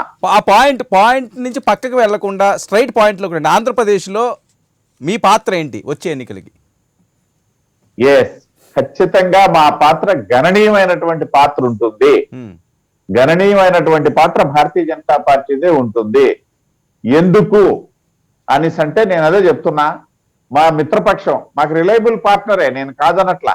రిలయబుల్ పార్ట్నర్ అటువంటి జనసేన వారి తాలూకా వ్యూహ ప్రతివ్యూహాల నేపథ్యంలో వారు ముందుకు వస్తున్నటువంటి దాన్ని మేము స్వాగతిస్తూనే మేము నిరంతరము పనిచేసే పార్టీ మాదని చెప్పి నేను మొదట చెప్పడం జరిగింది. ఈ రాష్ట్రంలో తెలుగుదేశం పార్టీకి 2 సార్లు నారా చంద్రబాబు నాయుడు గారు 3 సార్లు ముఖ్యమంత్రిగా చేస్తే అందులో 2 పర్యాయాలు భారతీయ జనతా పార్టీ ప్రోత్సాహంతోనే వచ్చినటువంటి సందర్భం ఒకటోది. మొన్న కూడా ఏదైతే భారతీయ జనతా పార్టీతో విడిపోయినందువల్లే వైసీపీ వచ్చింది అనేది సర్వత్రా ఉన్నటువంటి ఒక అభిప్రాయం. నేనేమో చెప్పట్లేదు, సర్వత్రా ఉన్నటువంటి అభిప్రాయం. సరే, అవన్నీ పక్కన పెడితే రాబోయే ఎన్నికల సందర్భంలో మేము ప్రత్యక్ష రాజకీయాల్లో ప్రత్యక్షంగా మేము విడిగా ఎక్కడైనా అధికారంలోకి రావాలని అంటే రాష్ట్రాల్లో 2 ప్రాంతీయ పార్టీలు ఉండేటప్పుడు ప్రజల్ని వాళ్ళు రెచ్చగొట్టో లేకపోతే తప్పుదావ పట్టించో లేకపోతే ప్రజలకి అంటే ప్రజాభిప్రాయాన్ని మనం ఏం తప్పిదంగా తీసుకోవడానికి లేదు. ఆ పరిస్థితుల్లో కాస్త భారతీయ జనతా పార్టీ ఏ రాష్ట్రంలో తీసుకున్నా సరే కొంత వెనక ఉండడం సహజంగా జరుగుతున్నటువంటి ప్రక్రియ. మేము ఇవాళ ఏమంటున్నామంటే అటువంటి 2 ప్రధాన పార్టీల్లో తెలుగుదేశం పార్టీ సరే, జ్యోత్స్న గారు చాలా ఆశావాహ దృక్పథంతో ఉన్నారు, మంచిదే. వారి ఎవరి తాలూకా దృక్పథాన్ని మేమేం తప్పు పట్టట్లా. అసలు ప్రధాన ప్రతిపక్షంగా ఉన్నారు ఆయన, పలుసార్లు సీఎం కింద చేశారు, సుదీర్ఘ అనుభవం ఉన్న వాళ్ళు, గ్రౌండ్ లెవెల్లో కూడా పార్టీ సంస్థాగతంగా నిర్మాణాలు చేసుకున్న పార్టీ, వాళ్ళ ఆశాభావం వ్యక్తం చేయడానికి ఏముంది మీరే చేస్తున్నప్పుడు? నేను అందువల్ల తప్పట్టట్లేదు, కానీ మా ఆలోచన ఒకటే, ఈ రాష్ట్రంలో మొన్న పరిపాలించినటువంటి తెలుగుదేశం పార్టీ ఇవాళ పరిపాలిస్తున్నటువంటి వైసీపీ పార్టీ 2 ఫేడ్ అవుట్ అవుతున్నాయి. ఆ నేపథ్యంలో మేము ఒక కీలక భూమికి పోషిస్తాం. వచ్చే ఎన్నికల్లో ఖచ్చితంగా ఆ దిశగానే మా తాలూకా. శంకర్ గారు, YSRCP Telugu Desam party fade out అవుతుంది, 2024 మాదే, ఇది బీజేపీ కామెంట్స్. అవుతున్నారా మీరు ఫేడ్ అవుట్? మీరే చెప్పాలి. నేను చెప్పడం కదా, ఆయన మీరే సమాధానం చెప్పాలి. అదే క్వశ్చన్ అనుకుంటే ఒకటండి, ఇందాక కృష్ణాంజలి గారు చెప్పారు ఏదో సర్వే అనేసి. ఆ సర్వే ఎవరు చేశారో నాకు తెలియదు. ఆ 10 మంది మంత్రులు అంటే 40 అంటే బాగుంది, కథ వినడానికి ఏమో బాగానే ఉంది, చెప్పడానికి. మరి ఆ సర్వే ఏదో, ఆ సర్వే చేసిన సంస్థ ఎవరో, మరి ఆ సర్వే మరి కృష్ణాంజలి గారికి ఎవరు పంపించారో నాకు తెలియదు. మరి అది చెప్తే మేము కూడా తెలుసుకుంటాం, పార్టీలో ఉన్నాం కదా, మా పార్టీ గురించి కాబట్టి. మరి ఆ సర్వే ఎవరు చేశారో మరి తెలియదు నాకు, వాస్తవంగా నాకు లైఫ్ రాలేదు. మీ దగ్గర వచ్చినా కూడా ప్రైమ్ లైన్ లో కూడా వేసి ఉండేవాళ్ళు అనుకుంటా, మిగతా ఛానల్లో కూడాను. అది మరి నాకు తెలియదు. చెప్తారులేండి, నెక్స్ట్ ఆయనే మాట్లాడతారు కాబట్టి దాని మీద క్లారిటీ ఇస్తారు ప్లీజ్. క్లారిటీ కాదండి, అందుకనే మాట్లాడేటప్పుడు కొంచెం డిబేట్ లాగా పెట్టండి. ఏదైనా అడిగితే అప్పుడప్పుడు స్పాట్ లో క్వశ్చన్, ఎందుకంటే ఇది డిబేట్ లాగా కాకుండా ఇంటర్వ్యూ లాగా 1 by 1 అంటే కాదు కదా. డిబేట్ అంటే క్లాస్ క్వశ్చన్ అడిగితే అది క్వశ్చన్లు వస్తా ఉంటాయి. ఇప్పుడు మీరు మాట్లాడే ప్రతిదానికి కిరణ్ గారు ఇలాగ హ్యాండ్ రైజ్ చేస్తారు, ఇంక మీరిద్దరే మాట్లాడుకుంటే మిగతా ప్యానలిస్టులు అవసరం లేదు, అది ప్రాబ్లం. అందుకని మీ టర్మ్ వచ్చినప్పుడు మీరు అది పెట్టండి. ఎవరి అభిప్రాయాల వల్ల కానీ మీది వచ్చారు చెప్పాలి. Please please. తర్వాత మన జనసేన ప్రతినిధి గారు మాట్లాడుతూ ఏదో జనం జగన్కి రాలేదు కాబట్టి అలీకి పెట్టుకున్నారు. అలీ మంచి నటుడయ్యా, ఒక ముస్లిం మైనారిటీ నాయకుడు, ఎందుకు అంత అవమానాలు చేస్తారు? ముస్లింలు అంటే మీకు పడదేమో నాకు తెలియదు, కానీ పవన్ కళ్యాణ్ గారికి రెస్పెక్ట్ ఇవ్వండి, అన్ని కులాలు మతాల వారికి మనం టాపిక్ డైవర్ట్ చేయడంలో వీళ్ళు మించిన లేరు అనుకుంటున్నాను. డైవర్ట్ గా చెప్తాను, అది చెప్తానండి. డైవర్ట్ అలీ గారు కూడా పిలుచుకున్నారు కదా, అలీ గారు కూడా చెప్తాను, అన్ని చెప్తాను. పిలుచుకుంటున్నారు. డైవర్ట్ మాట్లాడటం లేదండి. రైట్ గా ముస్లిం మైనారిటీ గురించి చెప్తాను. గురించి జనాలు అన్నారు, జగన్ అన్నారు. అయ్యా రోజు వచ్చి సినిమా రిలీజ్ రోజులాగా లేదా 100 రోజులాగా ఒక్క రోజు వచ్చి వెళ్ళేటువంటి వ్యక్తి కాదు జగన్మోహన్ రెడ్డి గారు. సుదీర్ఘ పాదయాత్ర 3000 కిలోమీటర్లతో నడుస్తే ఊరు బ్రహ్మాండం అయ్యి జనం ఎలా వచ్చారో, ఎలా ఓట్లేశారో మీకు అందరికి కూడా చెప్పాల్సిన అవసరం లేదు. రాష్ట్ర ప్రజలందరూ శంకర్ గారు 7 లక్షల కోట్లు అప్పు గొప్ప నాయకుడు, అబ్బా నరేంద్ర మోడీ గారి కంటే ఎక్కువ జనాలు వచ్చారు, పవన్ కళ్యాణ్ గారి కంటే చెప్పుకొని మాకేం అభ్యంతరం లేదు. కానీ ప్రజలకి, మీడియాకి, ప్రతి ఒక్కరికి వాళ్ళకి తెలుసు జనాలు ఎవరిని నమ్ముతారు. జనాలు రావడం కాదు, జనాలు ఎవరిని నమ్ముతారు, ఎవరికి ఓటేశారు, ఎవరు కోల్పోయారు, 2 చోట్ల పోటీ పెట్టి ఎవరు ఓడిపోయారు, 151 సీట్లు ఎలా వచ్చాయని జనాలకు తెలుసండి. ప్రజలు నమ్మితేనే వస్తారు. ఏదో మనం అబ్బో అని మాటలు మాట్లాడుకోవచ్చు డిబేట్ లో, కాస్త కొంత గట్టిగా మీకు గొంతు పెద్దది కాబట్టి కొంచెం గట్టిగా అరవచ్చేమో, ప్రజలకు తెలుసు. రెండవది మన మేడం గారు మాట్లాడుతా ఉన్నారు, ఏది మేనిఫెస్టో గురించి మాట్లాడుతా ఉన్నారు. అసలు మేనిఫెస్టో గురించి వాళ్ళు మాట్లాడడానికి అర్హత లేదు. ఎందుకంటే 2014 ఎన్నికల్లో 59 పేజీల మేనిఫెస్టో టీడీపీ పొందుపరిచి తర్వాత అధికారంలోకి వచ్చిన తర్వాత క్వశ్చన్ చేస్తే అందరూ మేనిఫెస్టోని కూడా వెబ్సైట్ లో తెలుగుదేశం పార్టీ అధికారిక వెబ్సైట్ లో నుంచి రిమూవ్ చేసినటువంటి ఘన చరిత్ర తెలుగుదేశం అది. అది వాళ్ళ గురించి మేనిఫెస్టో గురించి కనీసం వాళ్ళు మాట్లాడేటప్పుడు 2014 మా మేనిఫెస్టో పెట్టా, ఇప్పుడు కూడా ఉంది చూడండి అని చెప్పానండి. అదే మేము చెప్తున్నాం. ఈ రోజు ఎక్కడికి వెళ్ళినా కూడా, సెక్రటేరియట్ దగ్గర నుంచి అసెంబ్లీకి వెళ్ళినా ఎక్కడికి వెళ్ళినా కూడా నవరత్నాలు ఉంటాయి. ఇదిగో నా ఆఫీస్ లో కూడా మీకు ఒక్కసారి చూపిస్తా ఉన్నాను. మా ఆఫీస్ లో కూడాను ఇదిగో ఎదురుగా నవరత్నాల గురించి ఎక్కడికి వెళ్ళినా కూడాను ప్రత్యక్ష సాక్షి నా ఆఫీస్ లో ఉంది. అంటే మాకు గుర్తు జరుగుతాయి. జగన్మోహన్ రెడ్డి ఒకటే చెప్తారు, ఇది అని నవరత్నాలు. ఇది అంటే జనాలకు కావాల్సింది ఇది. అది ఒక 3 అంశాలు పట్టుకొని, హలో ఓకే ఓకే 3 అంశాలు పట్టుకొని నేను చెప్పారు 97% పూర్తయిందని. మేడం గారు చెప్పారు సిపిఎస్ మద్యము అది తప్ప ఉద్యోగాలు అంటారు. అమ్మా ఉద్యోగ కల్పన గురించి మాట్లాడేది దేశంలో ఎవరికి రైట్ లేదు నేను చెప్తాను. వచ్చిన తర్వాత దాదాపు గ్రామ వార్డు సచివాలయాల వ్యవస్థ ఏర్పాటు చేసేసి 137,000 మందికి శాశ్వత ఉద్యోగాలు కల్పించినటువంటి ఘనకీర్తి కలిగిన చరిత్ర జగన్మోహన్ రెడ్డి గారికి రాష్ట్రపోతాను. మరీ చెప్తున్నాను, ఇంతవరకు ఏ రాష్ట్రంలో అయినాను ఒకేసారి ఇన్ని ప్రభుత్వ ఉద్యోగాలు వచ్చాయని గుండె మీద చేసుకొని ఎవరైనా చెప్పండి ఈ యొక్క దేశంలో ఏ రాష్ట్రమైనా కూడా. అదేవిధంగా పోలీస్ శాఖలో కానీ చెప్తారమ్మా, అయిపోయినమ్మా నాదైపోయినమ్మా చెప్తాను, చెప్పండి, లెట్ మీ కంప్లీట్ తల్లి. ఇంకొకటి ఈ 17,000 కానీ కరోనా పరిస్థితులు వాళ్ళు అన్నారు కదా, ప్రజలకు సేవ చేయడం మా చంద్రబాబు చెప్పారు, కమాన్ అంటే లెట్స్ డూ అంటే పరిగెత్తాం మేము అనేసి. కరోనా పాండమిక్ సిచ్యువేషన్ లో అల్లాడిపోతా ఉంటే తండ్రి కొడుకులు రాష్ట్రంలోకి కూడా రాలేదయ్యా. రాష్ట్రంలోకి ఆంధ్రప్రదేశ్ లోకి కూడా అడుగు పెట్టకోకుండా హైదరాబాద్ లో కూర్చొని 4 గోడల మధ్యలో ఉన్నారు. వాళ్ళు ఏం చేస్తారయ్యా సేవలు? సొంత రాష్ట్రంలోకి అడుగు పెట్టుకోకుండా పరిస్థితి అలా పోతుంటే ఫస్ట్ వేవ్ కోవిడ్ లో గిలగిలగిల అల్లాడుతా అంటే జనాలు కనీసం రాష్ట్రంలో అడుగు కూడా పెట్టలేదు. మనకు కావాల్సిన ప్రజాసేవ కాదమ్మా, ప్రజాసేవ కాదు. చంద్రబాబు కావాల్సి కేవలం అధికారం కోసం ఏంటమ్మా ఎంత దేశంలో ఒకసారి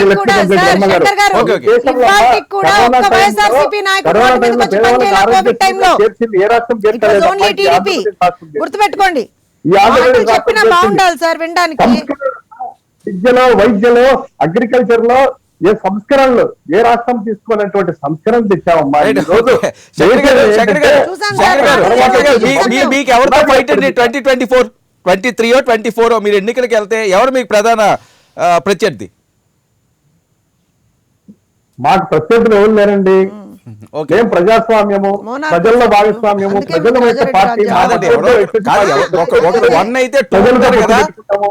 కాదు, విన్నరు రన్నరు అంటారండి. విన్నర్ ఒక్కడే ఉండడు కదా, ఏదో రన్నర్ ఎవరో ఒకరు ఉంటారుగా. మీరు విన్నరే అనుకుందాం. ఒకటండి, రన్నరు.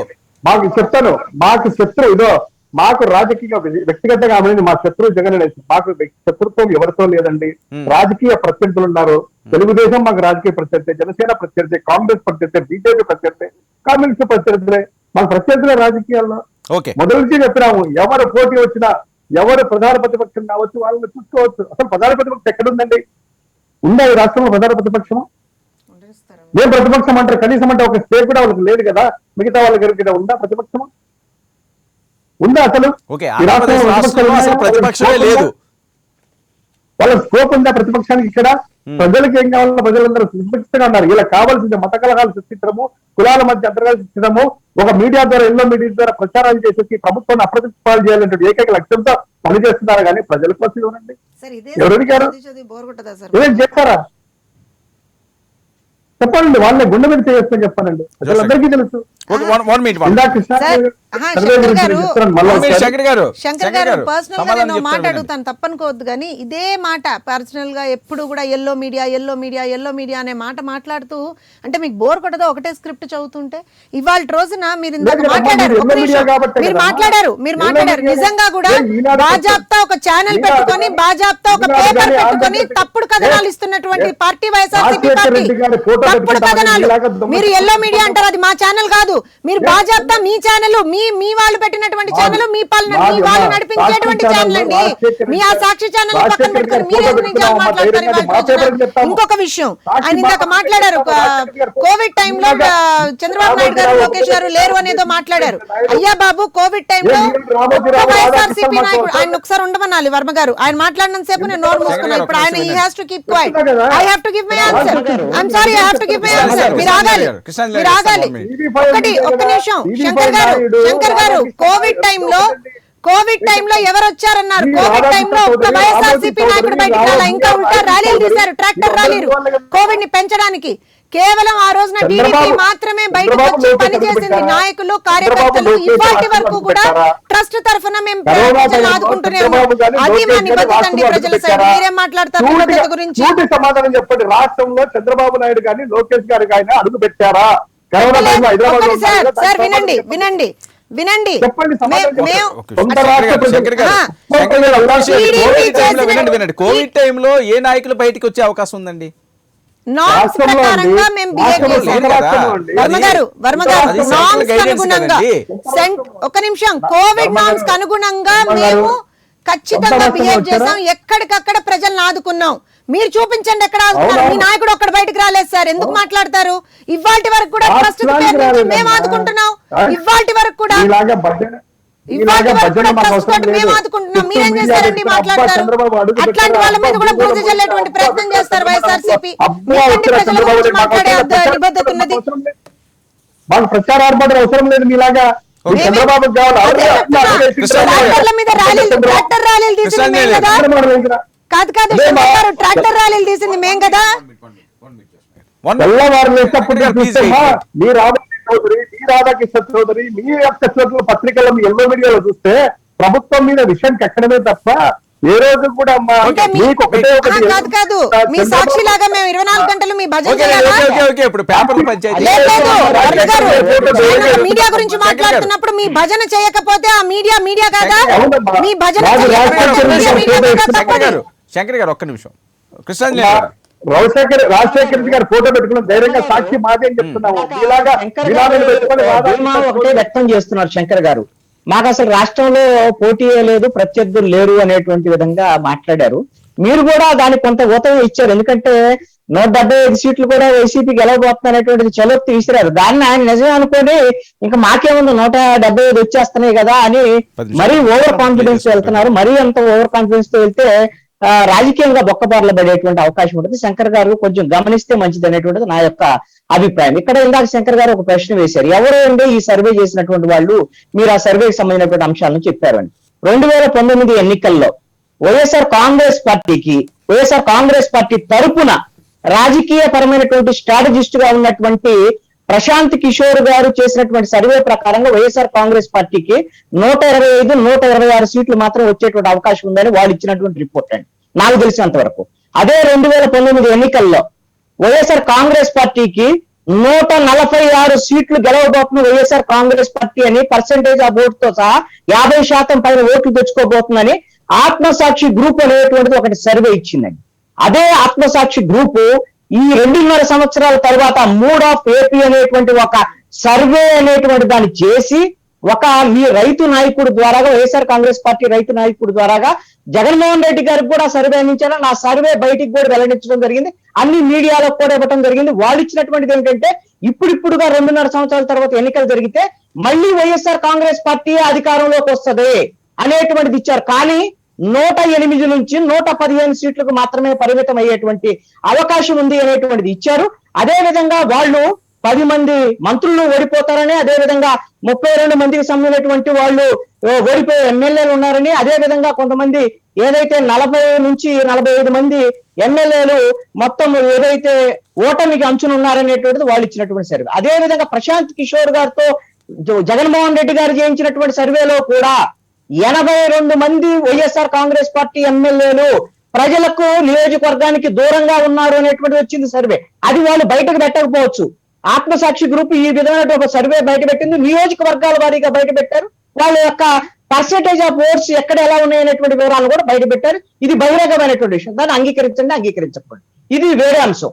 నేను 2023లో కానీ 24లో కానీ ఎవరు అధికారంలోకి వస్తారు అని అంటే ఒకటి చెప్పగలనండి. పవన్ కళ్యాణ్ గారు, జనసేన నాయకుడు పవన్ కళ్యాణ్ గారు ఒకవేళ ఆయన పగడ్బందీ వ్యూహంతో ముందుకెళ్తే ముఖ్యమంత్రి అవుతారో లేదో నాకు తెలియదు, కానీ అవకాశాలు అయితే ఉండొచ్చు, తీసి పారేయలేం, కానీ అవుతారో లేదో అని నేను గ్యారంటీ చెప్పలేను, ఆయన మీదే ఆధారపడి ఉంటుంది. కానీ ఒక అంశాన్ని నేను కుండబద్దలు కొట్టినట్టు చెప్పగలను, పవన్ కళ్యాణ్ గారి యొక్క రాజకీయ వ్యూహానికి అనుగుణంగానే ఆంధ్రప్రదేశ్ లో ఏ రాజకీయ పార్టీ అయినా గెలుపు ఓటములు ఆధారపడి ఉంటున్నాయి. ఎవరైనా సరే ముఖ్యమంత్రి అవటం గాని, ముఖ్యమంత్రి స్థానం నుంచి దిగిపోవటం గాని జనసేన యొక్క రాజకీయ వ్యూహాల మీద, జనసేన యొక్క ఎత్తులు పొత్తులకు సంబంధించినటువంటి అంశాల మీదే ఆధారపడి ఉంటాయి అనేటువంటిది ఇప్పుడున్నటువంటి వాస్తవమైనటువంటి పరిస్థితి. దీనికి వివరణ కావాలి అంటే నేను స్పష్టమైనటువంటి వివరణ ఇవ్వగలను. ఆ విధమైనటువంటి పరిస్థితి అయితే ఉంది. జనసేన ఈ రోజున 2019 ఎన్నికల్లో జనసేన పార్టీ అధినాయకుడు పవన్ కళ్యాణ్ గారు ఆ రోజు ఇచ్చినటువంటి పిలుపు, ఏదైతే తెలుగుదేశం పార్టీ ప్రజల యొక్క మన్నలను కోల్పోయిందో, తెలుగుదేశం పార్టీ ఏదైతే ఇచ్చినటువంటి హామీలను విస్మరించిందో, కాబట్టి తెలుగుదేశం గద్దెదించాలనేటువంటి ఇచ్చినటువంటి పిలుపు నేపథ్యంలో జన సైనికులందరూ కూడా తెలుగుదేశం పార్టీకి వ్యతిరేకంగా, పవన్ కళ్యాణ్ గారు అప్పుడున్నటువంటి పరిస్థితుల్లో జనసేన గెలవలేదు కాబట్టి ఓడించటమే లక్ష్యంగా జన సైనికులు కూడా ఓటు వేశారు. ఇందాక తిరుపతిరావు గారు చెప్పినట్టుగా వాళ్ళ యొక్క 20 లక్షల మంది వాళ్ళ క్యాడర్ కూడా వాళ్ళు కూడా వైసీపీకే ఓటేశారండి. వాళ్ళకి టార్గెట్ ఏంటంటే బీజేపీ మీద ఫైట్ చేశారు తెలుగుదేశం పార్టీ, వాళ్ళు కూడా వైసీపీకి ఓటేశారు. ఇవన్నీ కలిపి 50% ఓట్లు వచ్చి 151 సీట్లు వచ్చిన తర్వాత ఈ వాపును చూసి బలం అనుకుంటున్నారు వైఎస్ఆర్ కాంగ్రెస్ పార్టీ వాళ్ళు. అయితే వాళ్ళు ఆ విధమైనటువంటి 2 సంవత్సరాల్లో డబ్బులు పంచేటువంటి కార్యక్రమం ఇవన్నీ చేశారు కాదనటంలా. కానీ 2.5 సంవత్సరాల తర్వాత మీ యొక్క ప్రజా వ్యతిరేక కార్యక్రమాలు, మీ వైఫల్యాలన్నీ కూడా ఒక్కటొక్కటి బయటపడుతూ వచ్చాయి. ఇవన్నీ కూడా మీ అసంతృప్తి తీవ్రమైనటువంటి వ్యతిరేకతగా మారుతుంది. మీ బలమంతా ప్రతిపక్షాల యొక్క బలహీనతే, ప్రతిపక్షాల యొక్క వాళ్ళు విడివిడిగా ఉండటం అనేటువంటి అంశం ఒక్కటే మీ బలము. వాళ్ళు గిన రాజకీయ వ్యూహంతో గిన మీ ప్రభుత్వానికి వ్యతిరేకంగా ఒంటరి అయితే ఈ రోజున వైఎస్ఆర్ కాంగ్రెస్ పార్టీ, నేను అనుకోవటమైతే ఆ రోజు జగన్మోహన్ రెడ్డి మన పవన్ కళ్యాణ్ గారు చెప్పారు 151 సీట్లు తారుమారై 15 సీట్లు అవుతాయనేటువంటి చెప్పారు. నేను మరీ 15 సీట్లు అవుతాయని కానీ 51 సీట్ల వరకు అయితే పరిమితం అయ్యేటువంటి పరిస్థితులు అయితే ఉండొచ్చు అని నేను చెబుతున్నా. అలాగని పూర్తిగా వైఎస్ఆర్ కాంగ్రెస్ పార్టీ బలహీనపడిందని అంటే అన్ని పార్టీల కన్నా వైఎస్ఆర్ కాంగ్రెస్ పార్టీగా కాంగ్రెస్ పార్టీ గెలుస్తుందని శేఖర్ గారు ఒకసారి కాదు ఇష్టాంజనేయులు గారికి చూస్తా అంటే ఎంత కడుపు మంటుంది జగన్ మీద పాపము. బాగుందా మీ కడుపు మంట, ఇనో తాగండి కొంచెం తగ్గుతుందేమో. కానీ ఇంకోటి మీరు అన్నట్టు పవన్ కళ్యాణ్ గారు పిలుపునిచ్చారు కాబట్టి చంద్రబాబును ఓడించాలనేటువంటిది కాబట్టి ఆ భీమవరంలో కూడా ఆయన్నే ఓడించుకుంటాడా, గాజువాకలో ఆయన్నే ఓడించుకుంటాడా? కాస్త ఎవరైనా కూడా ప్రజలు చూస్తే నవ్వుతారండి, విశ్లేషణగా చెప్తున్నారు మీరు. కనీసం ఆయన పోటీ దగ్గర అక్కడ కూడా తెలుగుదేశానికి ఓట్లు వేస్తారా? గాజువాకలో ఆయన ఓడించుకుంటారా? గాజువాకలో కూడా ఓడిపోతారా? భీమవరం తను ఓటు వేయకుండా బాబు చంద్రబాబు ఓడిస్తాడంటే పవన్ కళ్యాణ్ టార్గెట్ గా భీమవరంలోని గాజువాకలోని కోట్లాది రూపాయలు కొమ్మరించారని కదా మొదటి నుంచి మాట్లాడేది. తెలుగుదేశం వైసీపీ కలిసి ఓడించాయండి పవన్ కళ్యాణ్ గారి విషయంలో మాత్రం. ఓకే, అవునవును. 175 అండి, మిగతా 173 నియోజకవర్గాలు 1.5 నిమిషాలు మిగతా దగ్గర ఉండాలి కదా. అంటే పవన్ కళ్యాణ్ గారు భయపడ్డారండి. పవన్ ఒక్కరు గెలిచినా సభలన్నీ కూడా షేక్ అవుతాయి, ఓడించడానికి చూసారని కదా. కృష్ణాంజలి గారు మీరు ఏం ఒకటండి, మీ కడుపు మంట చల్లారదు. మీ కడుపు మంట అంతా జగన్మోహన్ రెడ్డి గారు ముఖ్యమంత్రిగా ఉండకూడదు. ఎవరున్నా పర్వాలా, మీకు చంద్రబాబు ఉన్నా పర్వాలా, పవన్ కళ్యాణ్ మీ డిబేట్లు అని చూస్తున్నాం కదా. 51 అంట ప్రజలు నవ్వుతారు. ఆ విశ్లేషకులు వచ్చాం మనము. ఈ కండువా వేసుకోండి, పవన్ కళ్యాణ్ కండువా వేసుకోండి, లేదా తెలుగుదేశం కండువా వేసుకోండి, డిబేట్ చేద్దాం మాలాగే రాజకీయాలలాగా. ఏమవుతుంది? 51 అవుతాయట. పవన్ కళ్యాణ్ అట ఆయన ఓడిస్తామంటే పిలుపునిచ్చారట, చంద్రబాబు ఓడిచ్చారట. ఏం మాట్లాడతారండి? రైట్, ఓకే, కొంచెం ఆహ్వానించండి. 2019లో ప్రజలు మీరన్నట్లుగా అసలు ఎవరు పోటీ లేదు, మేము 175 గెలుస్తామని చెప్పదలుచుకున్నారా? చెప్పండి, మీకు ఆ విధమైన పరిస్థితి అనుకుంటున్నారా మీరు? నేను చెప్పాను 175 అని. అన్ని మేమే గెలుస్తామని.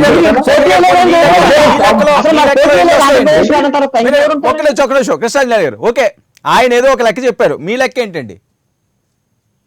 నేను ఒకటే చెప్తున్నానండి, ఇప్పుడున్నటువంటి పరిస్థితుల్లో ఎత్తులు పొత్తుల మీద ఓటమి గెలుపులు అనేటువంటి ఆధారపడి ఉంటాయి. కృష్ణాంజలి గారు ఎవరు అనుకున్నా కాదనుకున్నా, పార్టీలన్నీ పక్కన పెట్టి వినండి.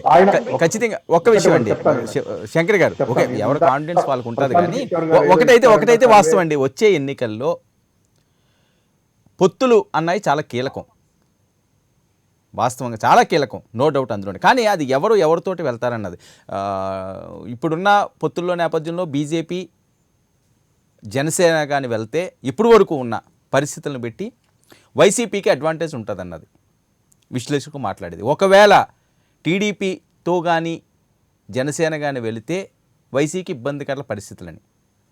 సో అది ఎలా మారుతుంది ఏంటన్నది చెప్పలేము. ఓకే, పవన్ కళ్యాణ్ గారు ఈయనన్నట్టు కిరణ్ రాయలు గారు చెప్పినట్లుగా ఆయన పాదయాత్ర చేయడము, ఇంటింటికి వెళ్తే అన్నది ఓట్ బ్యాంక్ పెరిగే అవకాశం ఉంటుంది. అప్పుడు కొద్దిగా క్లిష్టంగా మారే అవకాశం ఉంటుంది ఎన్నికలు. అది అంత ఈజీగా ఆలోచించడానికి ఏం లేదు. వన్ సైడ్ ఎలక్షన్ మాత్రం అవ్వడం కష్టమే ఈసారి.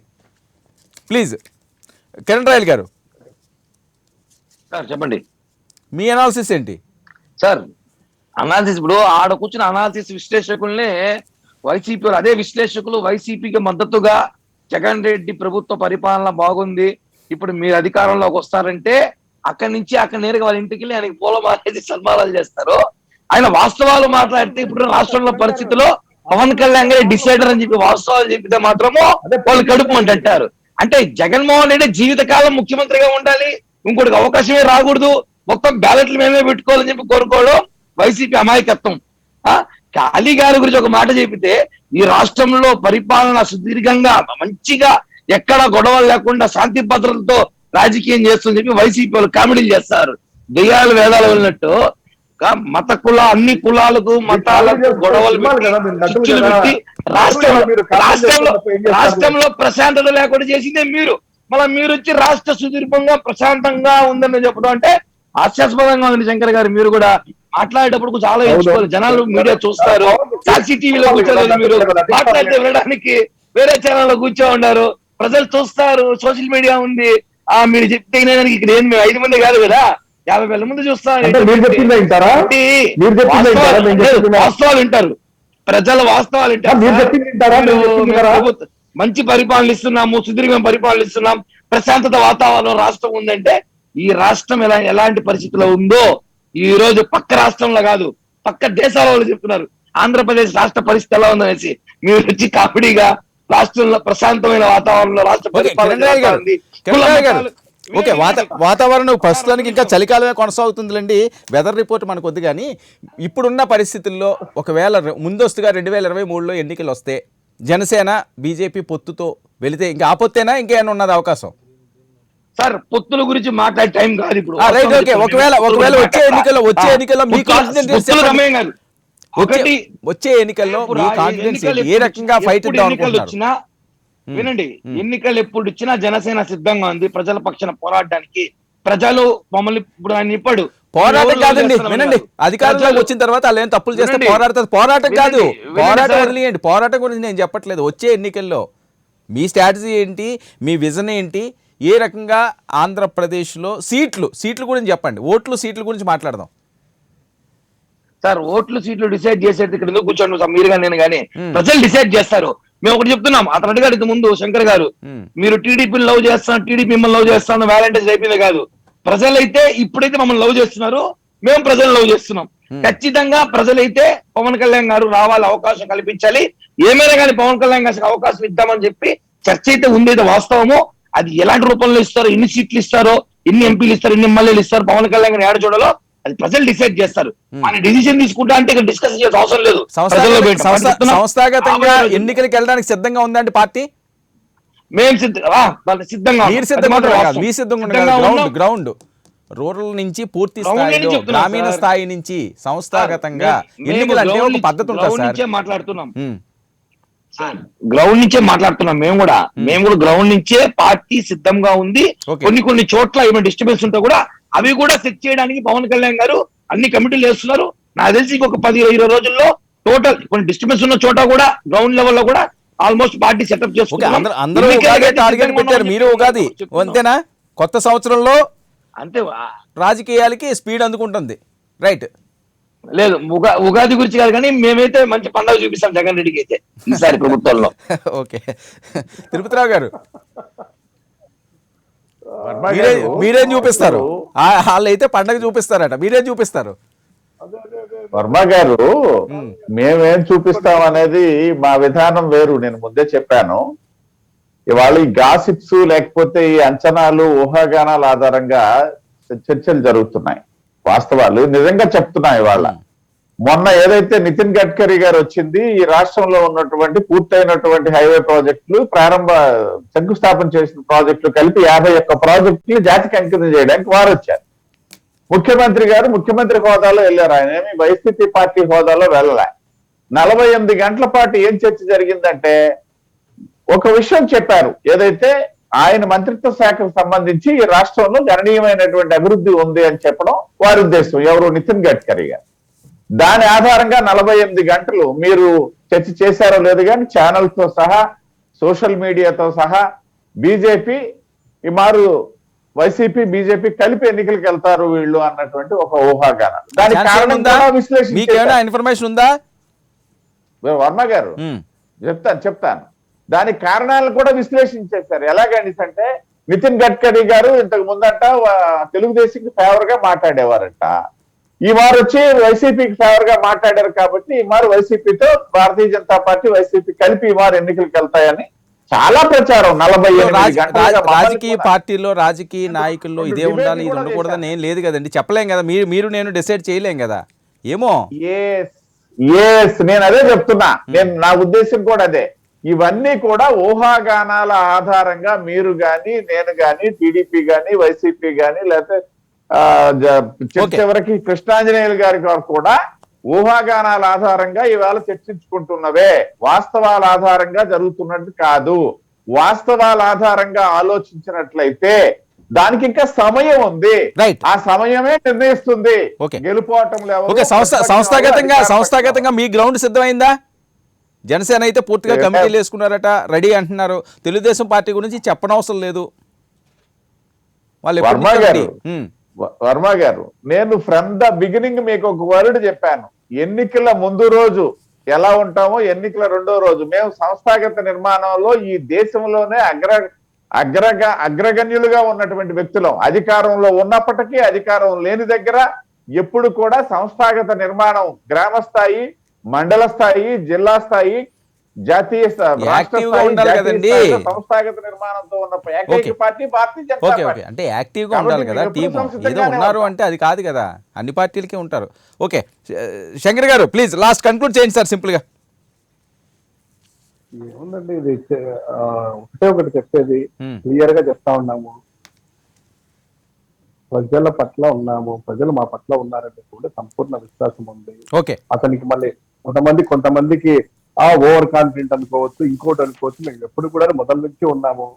మేము సర్వేలను నమ్ముకోలేదు, ఇంకోటి నమ్ముకోలేదు, ప్రజల్నే నమ్ముకున్నాము, ప్రజలతోనే ఉంటాము. రైట్. ఏదో రాయల్ గారు చెప్పినట్టు పండగ చూపిస్తాం, ఏం చూపిస్తారా పండగ? భూవంటగిరిగా భీమవరం రాజువాకి గుర్తొస్తుంది, అక్కడ పండగ చేస్తున్నారు కదా, చూసుకోండి పండగ. వచ్చి మన నాయకులు ప్రజల్లో ఉంటే 10 రోజులన్నా కంటిన్యూగా కనీసం ప్రజలతో ఉండమని చెప్పండి. ఊరికి ఏదో పాదయాత్ర చేస్తున్నట్టు తీవ్ర పాదయాత్ర రమ్మంటున్నాం కదా. ప్రజలు కూడా చూపిస్తారు కదా, ఉండేటువంటి ఓపిక మనకు ఉండదు. ప్రజలు కూడా చూపిస్తారు మీకు. అదే ప్రజలు చూపించారయ్యా మాకు 2019 ఎన్నికల్లో పండగ వాతావరణం అందుకే నెలకొల్పి 7 లక్షల కోట్లు ఆనందంగా ఉన్నారు. ఓకే ఓకే ఈ రోజు సంక్రాంతి పండుగ వచ్చినా, ఉగాది వచ్చినా, శివరాత్రి వచ్చినా కూడా మొత్తం అందరూ కూడా సంతోషంగా సుభిక్షంగా ఉన్నారు. రైతులందరూ కూడా right right okay okay Shankar గారు థ్యాంక్ యూ.